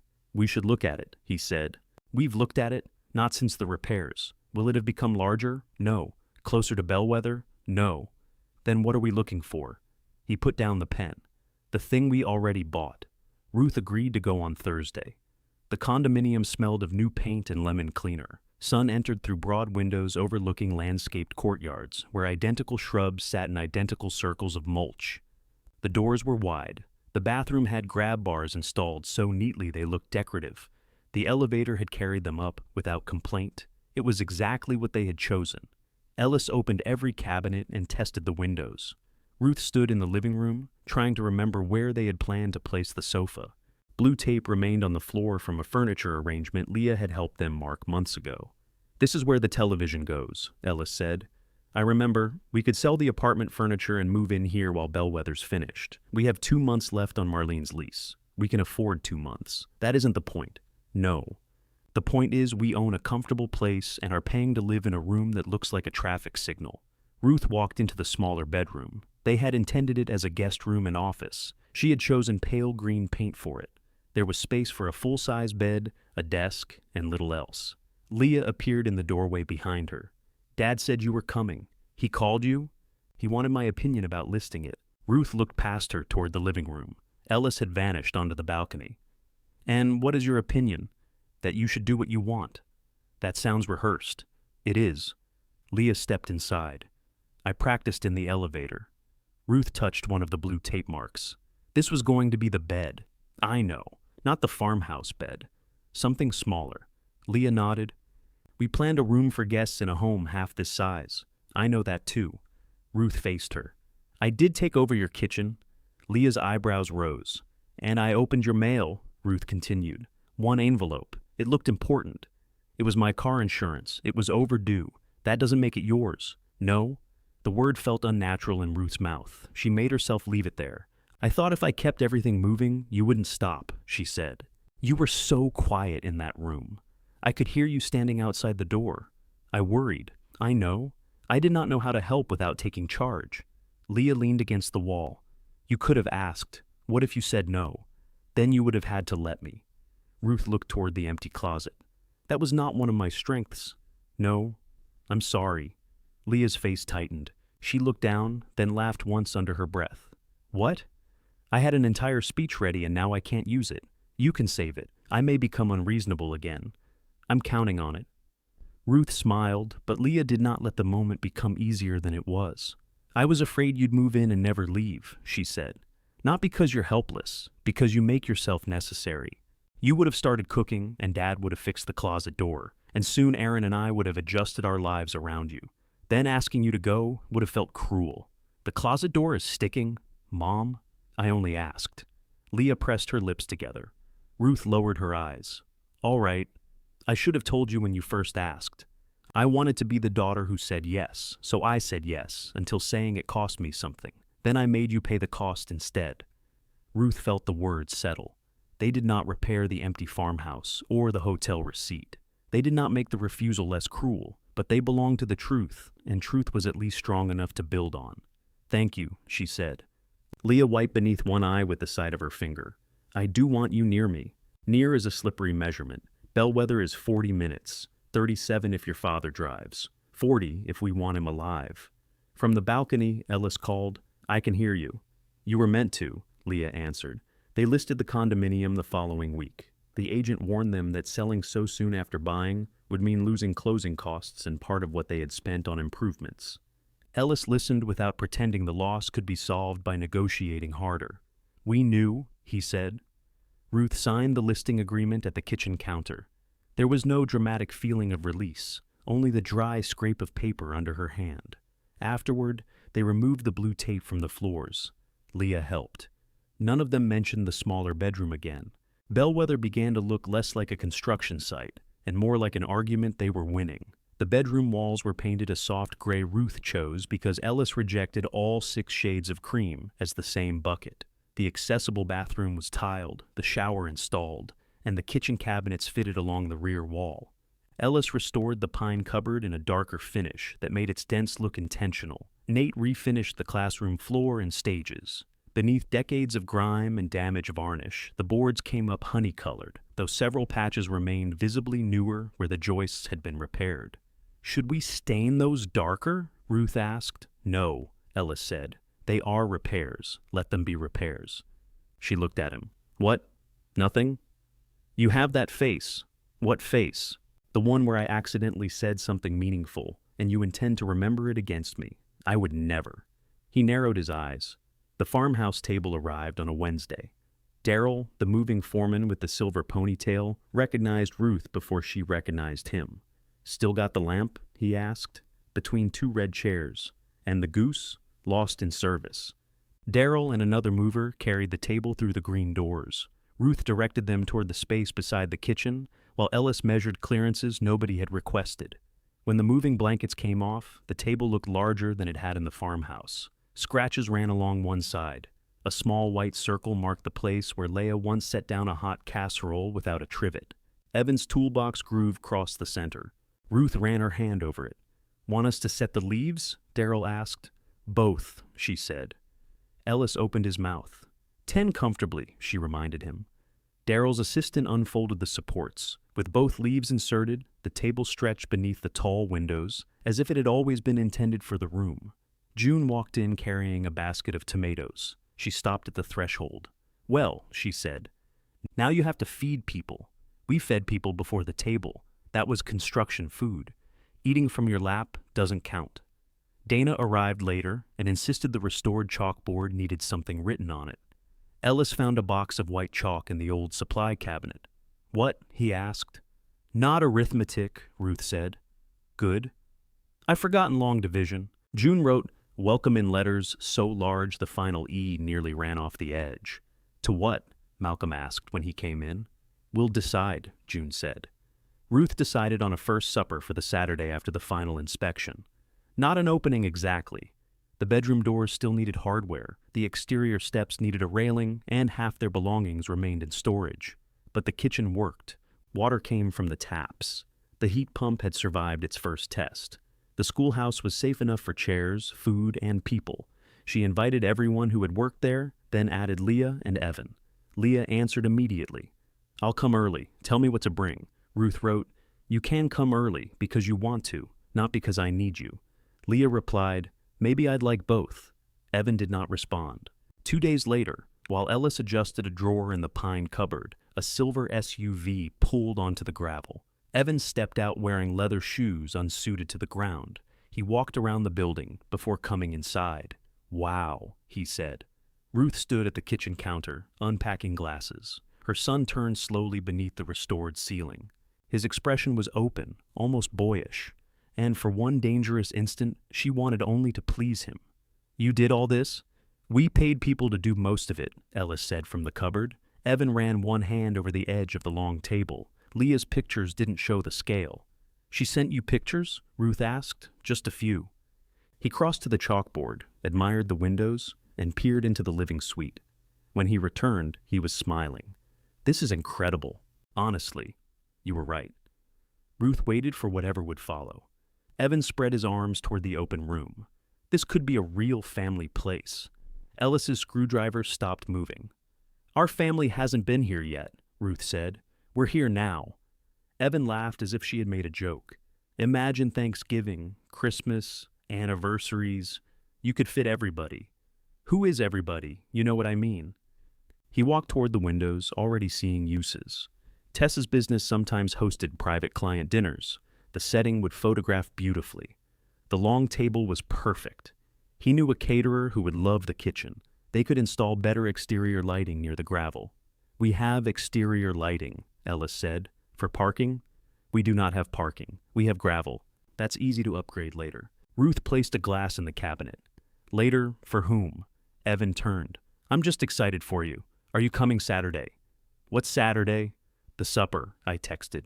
"Oh, right." He glanced away. "Tessa has a product event, but maybe afterward." Ellis set down the screwdriver. Evan touched the table again. "I'm saying this place has possibilities. For all of us." Ruth watched his hand move over the old toolbox scar. A month earlier, Bellwether had been the property Evan wanted sold to pay for somewhere else to put his parents. Now that the roof was straight, the floors shone, and the windows held light instead of plywood, he had begun using the word us. She closed the cabinet gently. "The possibilities," she said, "belong to the people who made room for them." Evan withdrew his hand from the table. "What does that mean?" "It means this is our home," Ruth said. "Not a free venue for Tessa's clients. I was offering ideas. You were assigning uses. I said could. You also said us. We are your family." Ellis rose slowly from the cupboard. His shoulder had improved, but he still pushed off with his left hand when standing from a crouch. "Family is not a key that opens every door," he said. Evan's expression changed. "Apparently not." "No, apparently not." Ruth expected Ellis to soften. He had spent most of their marriage placing cushions beneath difficult truths before handing them to the children. This time, he wiped sawdust from his hands and remained where he was. Evan looked toward the living suite. "So what?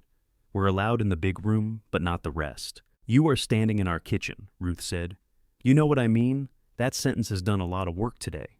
He turned back to Ellis. "I came here to say you were right. You made something great out of the building. I thought you'd be happy." "I am happy. You don't look it. I was happy before you came."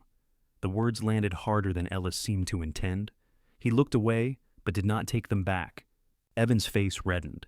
"You've been waiting to say that." "No," Ellis said. "I've been waiting for you to ask how we are instead of what the room can do for you." "I did ask." "When?" "At the hotel. You asked if the room had cable. That was a joke, not a good one." Ruth leaned against the kitchen counter. She wanted to stop them, but she also wanted Ellis to finish. Those desires pulled in opposite directions, and, for once, she allowed them to. Evan walked to the nearest window. "You two act like Leah, and I threw you into the street." "No," Ruth said. "You reserved one." He turned. "That's not fair." "I know. Everything comes back to that hotel. It has been 3 months." "Exactly. 3 months. You found an apartment. You built this. Nobody abandoned you." Ruth felt the old instinct rise, the urge to organize his argument for him, to point out the missing pieces, to prevent him from saying something he would later regret. She stayed silent. Ellis said, "You are right about one thing. We were never helpless. I didn't say you were. You treated us like a problem that could solve itself. I offered what I could. You offered 4 nights. Because Tessa was uncomfortable. So were we." Evan put both hands on his hips. "You always do that? Do what? Make it sound simple, like there's one correct choice, and if I don't make it, I'm a disappointment." Ellis stared at him. "When my sink leaked," Evan continued, "you came over with tools before I finished explaining. You replaced half the pipes and spent the entire time telling me the previous repair was stupid. It was stupid. It was mine. You used the wrong fitting. I know that now. I knew it after you explained it the first time." Ruth saw Ellis absorb this. His mouth opened, then closed. Evan's voice lowered. "You help people by proving how much they need you. Then you get hurt when they don't want to need you forever." Ruth looked toward the pine cupboard. Ellis had spent weeks restoring it without erasing the dents. "That doesn't excuse what you did," she said. "I didn't say it did. You promised us a room. I shouldn't have. You waited until we had nowhere else. I know. Do you?" "Yes, Ma." He looked at her then, and the anger in his face did not erase the shame. "I let Tessa say no because I wanted the answer to be no. I didn't want 10 weeks of Dad correcting everything in my apartment. I didn't want you watching what I ate and asking whether I had called Leah and deciding Tessa's business took up too much space." Ruth almost defended herself against each accusation separately. She had never monitored what Evan ate exactly. She had merely noticed. Tessa's inventory did occupy an unreasonable amount of space. Evan and Leah often failed to call each other unless prompted. Ellis spoke first. "You could have told us. I'm telling you now. After we built another house. Yes. Convenient." Evan flinched. Ellis stepped closer to the table. "I am sorry I made my help feel like proof that you couldn't manage. I thought I was saving you trouble. You were, sometimes, but it was still your way of staying in charge." Ellis nodded once. "I'm working on that." Ruth looked at him. His tone held no sarcasm. Evan's shoulders loosened slightly. Then his gaze returned to the room. "What happens to this place eventually?" The question was so badly timed that Ruth almost laughed. Ellis did not. "Eventually? You know. Years from now?" "No," Ellis said. "I do not know." "Have you made plans?" "We have made plans for Saturday." "Dad, what are you asking?" Evan glanced at Ruth, perhaps hoping she would translate his concern into something kinder. She did not. "Will Bellwether stay in the family?" he asked. Ellis rested both hands on the back of a dining chair. "Our inheritance is not a reward automatically waiting at the end of neglect," he said. Evan went still. "We have paid for your emergencies," Ellis continued. "We have repaired your homes. We have made our lives available when you needed somewhere to land. I don't regret those things, but I regret teaching you that whatever we have left belongs to you before we are finished using it. I never said that. You asked what happens to this place before we've spent one night here. I'm thinking ahead. So are we." Ellis's voice remained level. That made it impossible for Evan to dismiss as temper. "If Bellwether stays in the family," Ellis said, "it will be because family showed up for Bellwether and for us, not because a name is printed on a birth certificate." Ruth watched her son's face close. "I see," he said. "I hope you do." Evan picked up his keys from the table. "Saturday at 6, Ruth said. He looked at her. "You're invited for supper. Am I allowed to bring Tessa?" "Of course. Are her clients?" "No." He almost smiled, but pride stopped it. "I'll see," he said. After he left, Ellis returned to the cupboard and picked up his screwdriver. His hand shook enough that he set it down again. Ruth crossed the room. "Are you all right?" "No." "Do you regret saying it?" "Parts of it." "Which parts?" "The parts he'll remember." She placed her palm against his back. "Those may be the parts he needed. That is something people say when they hurt somebody." "Yes." Ellis looked toward the door. He was right about the sink. Was the repair stupid? Terrible. But you could have said it once. I could have said nothing and fixed it. You could have asked whether he wanted you to fix it. He glanced at her. "Now you're Leah. 2 against 1. His laugh was brief and tired. Saturday arrived with clear skies and a kitchen that still lacked one drawer pull. Ruth spent the morning preparing food in quantities suited to a church picnic. "You invited 12 people," Ellis said. 14. Who were the other two? Marlene and Daryl, the moving man. He saved the lamp. He wrapped a lamp. In our family, practical care counts. Ellis looked at the trays covering the counter. "You made enough for 30. People take seconds. You made 2 hams. June buys them whole." Leah arrived at 3 carrying the old watercolor from the guest room box. "I thought Bellwether needed art," she said. Ruth examined the uphill ocean. "It still leans. The room can handle it." Leah had also brought folding chairs, though Ellis counted the permanent chairs and announced that they had exactly enough. "What if Evan comes?" Leah asked. Ruth looked at the table. She had set 14 places. Ellis went to the storage room and returned with a 15th chair. Leah hung the watercolor near the half bath, where no one would have to look at it for long. She did not take over the kitchen.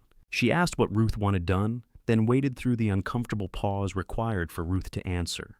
"Slice the bread," Ruth said. "How thick?" "However you want." Leah smiled. "That hurt, didn't it?" "More than you know." June arrived with tomatoes and a bottle of wine. Malcolm and Carla came together, arguing about whether a porch light was level. Nate brought his wife, Lorna, who placed a bowl of beans on the table and immediately joined the argument. Dana brought the 1969 supper photograph in a simple frame. Warren brought a pie and inspected the roof before entering. Marlene arrived in green earrings that matched the apartment sofa. Daryl wore his silver ponytail tied neatly and presented Ruth with a small replacement goose he had found at a thrift store. "It isn't the same," he said. "This one is uglier." "I know. It reminded me of the first one." Ruth put it on the pine cupboard. At 6:10, the 15th chair remained empty. At 6:15, her phone buzzed. "Can't make it. Tell everybody congrats." She showed Ellis. He read the message, placed the phone face down, and opened the wine. They sat beneath the tall windows. 14 adults fit at the farmhouse table, with little room for elbows, exactly as promised. Plates traveled hand to hand. Nobody waited for Ruth to serve them. June corrected Malcolm's version of how they had met. Warren claimed the slate had cooperated because he spoke kindly to it. Carla said she had never heard him speak kindly to anything. Leah sat across from Ruth. Every so often their eyes met over the dishes. Nothing between them was finished. That no longer felt like failure. After supper, Dana hung the framed photograph beside the chalkboard. The old image showed a crowded room beneath the same windows. Adults gathered around tables with coffee urns at the front. June picked up a piece of chalk. "Now we decide what we're welcoming people to." "Dinner," Malcolm said. "We already ate." "The next dinner." Ruth looked around. "We could do this once a month." Ellis raised his eyebrows. 2 hams every month?" "1." June nodded. "Rotating dishes." "Rotating hosts?" Carla asked. Ruth's answer came before she considered ownership, effort, or whether the kitchen would remain arranged as she preferred. "Same room," she said. "Different hands." June wrote first Saturday beneath welcome. Everyone added something after that. 6 o'clock. "Bring what you can. Coffee provided. No speeches." Malcolm added unless brief and excellent. June erased it. When the others had gone, Ruth found the unused chair near the wall. Ellis had moved it there without her seeing. "Should we put it in storage?" he asked. "No." "For next month?" "For whoever comes." They carried plates into the kitchen. Behind them, the chalkboard held a date, a time, and several arguments in different handwriting. The room no longer looked empty when nobody was sitting in it. It looked ready. They moved into Bellwether 11 days later. Daryl's truck arrived at 8 in the morning with the furniture they had selected from storage. The walnut dresser went into the bedroom, the pine cupboard stayed where Ellis had restored it, and the sofa fit along the brick wall with less than an inch to spare. "What happens when wood moves?" Ruth asked. Ellis looked at her. She smiled innocently. The red and green chairs from the apartment did not belong to them, which disappointed June enough that she offered to buy the red ones from Marlene. "They're ugly," Malcolm said.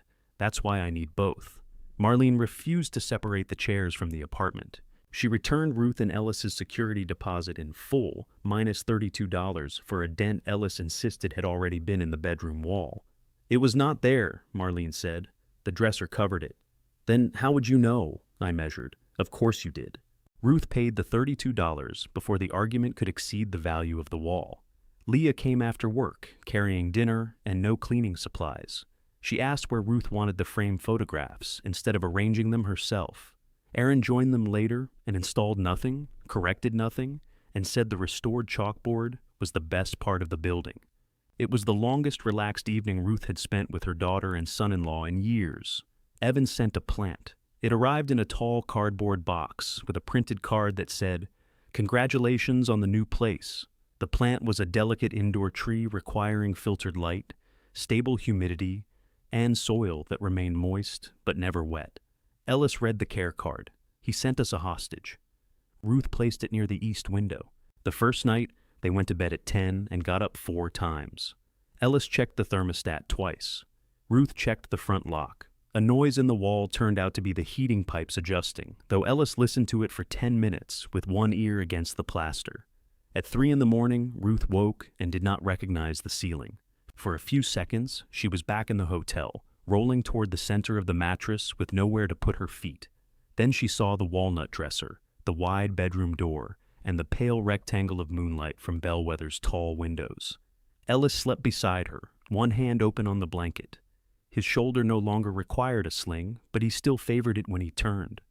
Ruth slipped out of bed and walked into the main room. The schoolhouse was enormous at night. Familiar furniture became small against the open floor and high ceiling. The farmhouse table waited beneath the windows. The thrift store goose watched from the pine cupboard with an expression of permanent alarm. She switched on the brass lamp. Its cream shade warmed a circle around one armchair, just as it had in the farmhouse and the hotel and Marlene's impossible living room. Ruth sat beneath it with a blanket around her shoulders. She had expected triumph. Instead, she felt the weight of everything they had spent, sold, repaired, admitted, and refused to apologize for. The room was theirs. That was not the same as saying it could never be lost. It meant only that they had chosen the risk themselves. Ellis appeared in the bedroom doorway, wearing pajama trousers and one sock. "Where's your other sock?" Ruth asked. "I couldn't find it. It moved 6 miles. Wood moves." "Socks vanish." He sat beside her. "Too quiet?" he asked. "Too big. I told you. I don't mean the heating. I do." She leaned against him. "Do you miss the farmhouse?" "Yes." "Me too." "Do you want the condo?" "No." "Me neither." They remained beneath the lamp until the heating pipes stopped making unfamiliar sounds. The condominium received an offer after 5 weeks. It was lower than they had hoped and high enough that rejecting it would have been pride disguised as strategy. Ellis calculated closing costs, the early resale loss, and what remained after Bellwether's final bills. The restoration had consumed almost a third of the money left from the farmhouse sale. Ruth wrote the figure in her ledger and drew 2 lines beneath it. They still had emergency savings. They had no debt. They had enough monthly income if they lived carefully and stopped buying properties with broken wells. "We can afford to be old," she said. Ellis checked her arithmetic at a moderate pace. They accepted the offer. Nothing about the sale felt like winning. Papers moved between offices, fees were subtracted, and eventually money appeared in their account with less ceremony than the roof deposit had required. Ruth closed the ledger and put it in the walnut dresser. The first Saturdays continued. The second supper drew 9 people because Warren had another job and Carla developed a cold. The third drew 17 because Dana invited 2 women from the library and one of them brought her newly retired neighbor. Ruth worried they had too many chairs until June pointed toward the old student desks stacked along the wall. "If they held Marvin, they'll hold anybody." They placed cushions on the wooden seats. People arrived with casseroles, soup, bread, grocery store pie, and containers whose lids did not match. Ruth learned to let dishes leave the kitchen in arrangements she would not have chosen. Once, Malcolm put serving spoons on the right side of the plates. She corrected only 3 before catching herself. At Ellis's suggestion, they added a repair evening on the 3rd Thursday of each month. No one paid, no one promised miracles. People brought lamps that flickered, drawers that stuck, loose chair legs, and small appliances Malcolm occasionally declared beyond moral repair. Ellis taught a 63-year-old accountant to replace a drawer guide without doing it for her. Ruth watched him place the screwdriver in the woman's hand, explain once, and wait. Afterwards, she said, "You could have fixed that in 2 minutes." "I know." "It took her 40. "I know." You didn't even tell her the old guide was installed backward. His eyes narrowed. Are you making fun of me? Never. He put an arm around her shoulders. I'm working on it. So am I. Leah came often enough that her arrival stopped feeling ceremonial. Sometimes Aaron joined her. Sometimes she came alone and sat at the long table with coffee, talking about work or not talking at all. She never stayed overnight. Bellwether had one bedroom, and nobody mistook openness for endless access. Evan did not come. He replied to Ellis's supper invitations with thumbs-up symbols. He called once to ask whether the plant was alive. Ruth carried the phone across the room and held it near the leaves so he could hear Ellis misting it resentfully. Otherwise, their son remained at the edge of things, close enough to observe and far enough to say exclusion had been chosen for him. The first hard frost revealed 3 drafts around the restored windows. Ellis found them at dawn by walking the room with a damp finger raised. You look like a weather saint, Ruth said. I can feel cold air. Then call Nate. I can fix weather stripping. With one shoulder and a ladder, the windows are not that high. The top sections are. He called Nate. The repair cost $200 and wounded Ellis's pride for most of a morning. By lunch, the drafts were gone.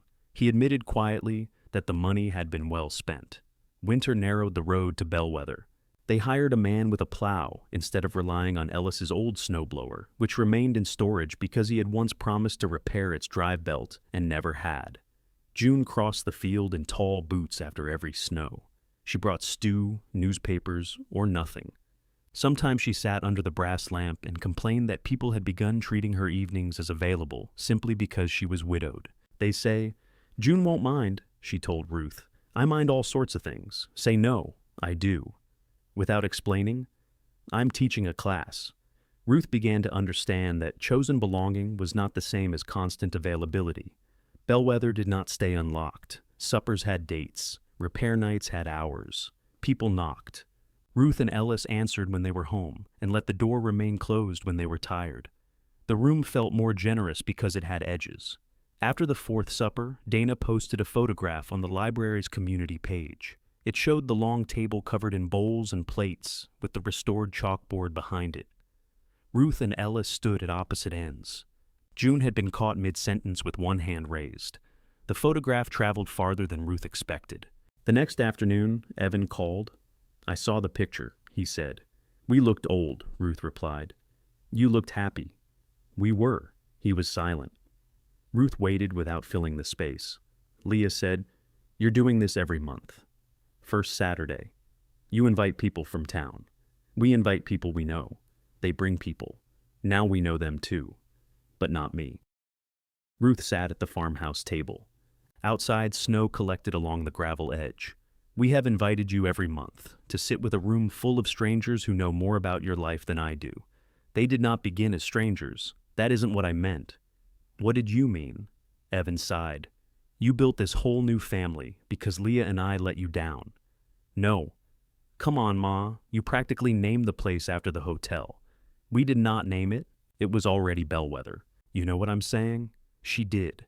That did not make him right. We did not replace you, she said. We stopped leaving every chair empty in case you wanted it someday. So, I'm supposed to compete? No. Then why does it feel like I have to earn my way in? Ruth looked at the chalkboard. June had written the date of the next supper in one corner and drawn an arrow pointing to bring soup. Because you want what you had before, she said. You want to know you belong here without having to show up here. I'm your son. Yes, that should mean something. It does. It doesn't sound like it. Ruth ran one finger along Evan's old toolbox scar. It means the door is not closed to you. It does not mean you can stand outside it forever and complain about the people who walk through. His breathing changed. She almost softened the sentence. Instead, she asked, What do you want, Evan? I want things not to be like this. Like what? Every conversation is a test. Then come have dinner. With all those people? Yes. I mean, with you and Dad. Ruth considered it. Tuesday, I have a late meeting. Wednesday, Tessa has an event. Thursday. A pause. Thursday could work, he said. 6:30. He arrived 20 minutes late without Tessa. Ellis made chicken and dumplings, a dish Ruth had not cooked because she was practicing not being the only person who fed the family. At first, Evan talked about traffic, then the plant, then the cost of heating the room, Ellis answered briefly. Finally, Evan said, "Tessa thinks you hate her." "We don't," Ruth said. "She thinks you blame her." "We blame you for your answer," Ellis said. "What she wanted was information. What you decided was yours." Evan looked down at his bowl. "She didn't want you there." "All right," Ruth said. His eyes lifted, surprised. "You don't have to protect us from knowing that. She said you judge how we live." "Would we have?" Ruth asked. "Yes." Ellis nodded. "Probably." Evan gave a humorless laugh. "That's very honest." "We are learning to be difficult in new ways," Ruth said. He ate another spoonful. When the bowls were empty, Ellis placed a small brass key on the table. Evan stared at it. Ruth did too. "What's that?" he asked. "The old toolbox key," Ellis said. "You left a padlock in our basement years ago?" "I think it fits." Evan's face closed. "I thought it was a house key." "No, of course not." Ellis picked it up. "Did you want one?" Evan leaned back. "Would you give me one?" "Not now." "Why ask?" "Because I wanted you to say what you wanted." Evan looked from his father to Ruth. "You gave Leah one?" "No," Ruth said. "June?" "No." "Malcolm?" "He has an electrician's key for the exterior panel," Ellis said. "That is different, so nobody has one. Nobody needs one." Evan pushed his chair away from the table. "I came, I apologized, I answered your questions." "You have not apologized," Ruth said. His hand tightened on the chair. "You have explained," she continued. "You have told us why you said no. That matters. It is not the same. What words do you need? Not words you choose because you want a key." He stood. For a moment, Ruth thought he would leave. Instead, he walked to the window and looked out at the snow. "I'm sorry I left you with nowhere to go," he said, still facing the glass. "I knew it was wrong while I was doing it. I let Leah take the blame because she called first. Then I let you two pay for a hotel while I told myself you could afford it." Ellis did not move. Evan turned. "I don't know how to make that not true." "You can't," Ruth said. He nodded. "What you can do," Ellis said, "is decide what becomes true next." Evan looked at the empty bowls. "Am I invited to the next supper?" "You've been invited to everyone," Ruth answered. He left without a key. 3 days before the next first Saturday, Leah called Ruth. "I found something," she said. "If it is another apartment listing, burn it. It's from the farmhouse." "I thought it went into storage, but Aaron put it on the top shelf of our closet." "What is it?" "The blue guest room quilt." Ruth sat beneath the brass lamp. Leah continued. "I washed it. I'd like to bring it Saturday." "For what? I don't know yet." Ruth looked across the open room at the chalkboard, the long table, and the extra chair against the wall. "Bring it," she said. Leah arrived early carrying the quilt in both arms. It was larger than Ruth remembered. Blue squares alternated with cream, each stitched around the edges by hand. Ruth's mother had pieced it decades ago from old shirts and fabric left over from curtains. One pale square still carried a faint line of tiny red flowers. "I thought this part was gone," Ruth said. "It was folded under," Leah replied. "There are 2 small stains near the bottom. I couldn't get them out." "Coffee, you know that? You brought me a cup in bed and tripped over the rug." Leah looked at the quilt again. "I don't remember. You were having a terrible week. I had a lot of those in that room." Ruth touched the red flowers with one fingertip. The quilt had covered the farmhouse guest bed through years of company, then covered Leah during the months when she could not decide what came next. Ruth had tucked it beneath her daughter's feet each morning after delivering coffee. At the time, she had believed that keeping Leah warm was the uncomplicated part. "Where should we put it?" Leah asked. Ruth looked around Bellwether. There was no guest bed. The bedroom belonged to Ruth and Ellis, and the open room had no corner, pretending it might someday become one. "Over the sofa," she said. They spread the quilt across the back of it beneath the tall windows. Blue and cream softened the dark brick and made the new sofa look less newly purchased. Leah stepped away. "It fits. It was never meant for that. Neither was the schoolhouse." Ruth glanced at her daughter. Leah smiled. "I'm learning your style of argument. You need more practice." That was almost pleasant. Ellis came from the kitchen carrying a stack of bowls. His shoulder had stiffened in the cold, and he held the weight close to his chest. "You're early," he said to Leah. I wanted to help. What did your mother assign? Quilt placement. Dangerous? Ruth took half the bowls from him. How many times have I told you not to carry too much? This is 8 bowls. It is 4 now. Ellis looked at Leah. She counts. I know. They set the table together. Ruth had made 1 ham instead of 2, and only enough potatoes for 20. June was bringing stew.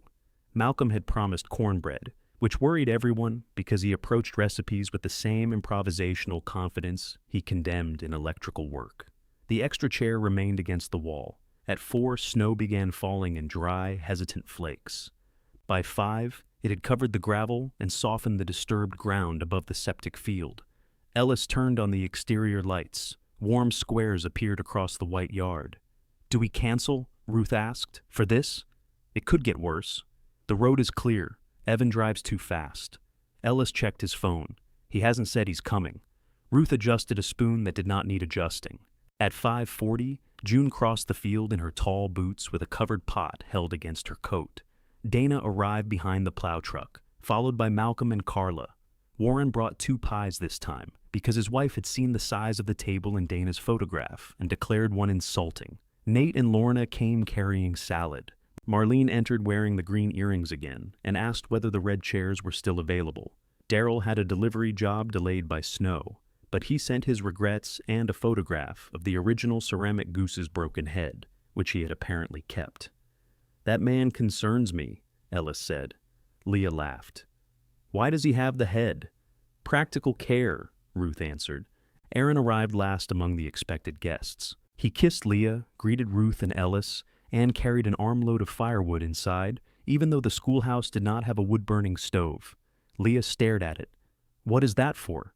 Aaron looked toward the kitchen, then the chalkboard, as if a stove might have moved. I thought you had a fireplace. We have a heat pump, Ellis said. I knew there was heat. June took the wood. I can use it. No one asked why she had walked across a snowy field instead of driving if she intended to carry firewood home. At 6:10, Ruth set serving spoons beside the dishes. At 6:15, Ellis opened the wine. At 6:20, everyone took seats. The extra chair stayed against the wall. They had just passed the stew when headlights swept across the windows. A car stopped near the steps. Conversation thinned. Ruth wanted to tell everyone not to look, which would have caused 14 people to look more intensely. The green door opened.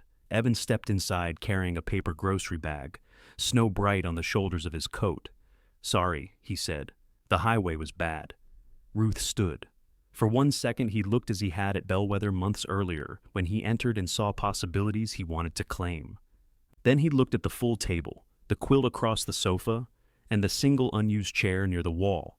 I can go, he said. No, Ruth replied. Ellis rose, crossed the room, and brought him the chair. There's space at this end. Evan set down the bag. I brought bread. Did you make it? Malcolm asked. No. Good. The table shifted to accommodate him. Carla moved her plate. Aaron pulled in his elbows. June made room for the chair beside her, though she warned Evan that anyone arriving after the stew was served had to wash the pot. Is that a rule? He asked. It is now. Nobody applauded his arrival. Nobody asked whether he had come to apologize. The conversation resumed around him. Ruth watched him listen. When Dana described a library patron who tried to return a toaster with the books, Evan laughed at the correct moment, instead of redirecting the story. When Warren and Ellis argued about whether the chimney cap needed another inspection. Before spring, Evan did not offer a roofing contact. He ate Malcolm's cornbread without asking what had gone wrong. After the meal, Leah carried plates to the kitchen. Evan followed with bowls. Ruth remained at the table, collecting silverware slowly enough to hear them. I owe you an apology, Evan said. Leah turned on the faucet. Which one? For letting you take all the blame. That narrows it down. I knew you had said no. I waited so you'd be the bad one first. You told me you could take them. I know. Leah rinsed a plate. Mom and Dad are working on not keeping score. I haven't promised anything. I'm not asking you to. Good. Evan picked up a towel. Where do these go? Leah pointed to the cupboard. Ask Mom. He looked toward Ruth. Second shelf, she said. Where the mugs are now. The bowls go with the mugs? No, the plates do. You said these. I thought you were holding plates. I'm holding bowls. Leah leaned against the sink, smiling.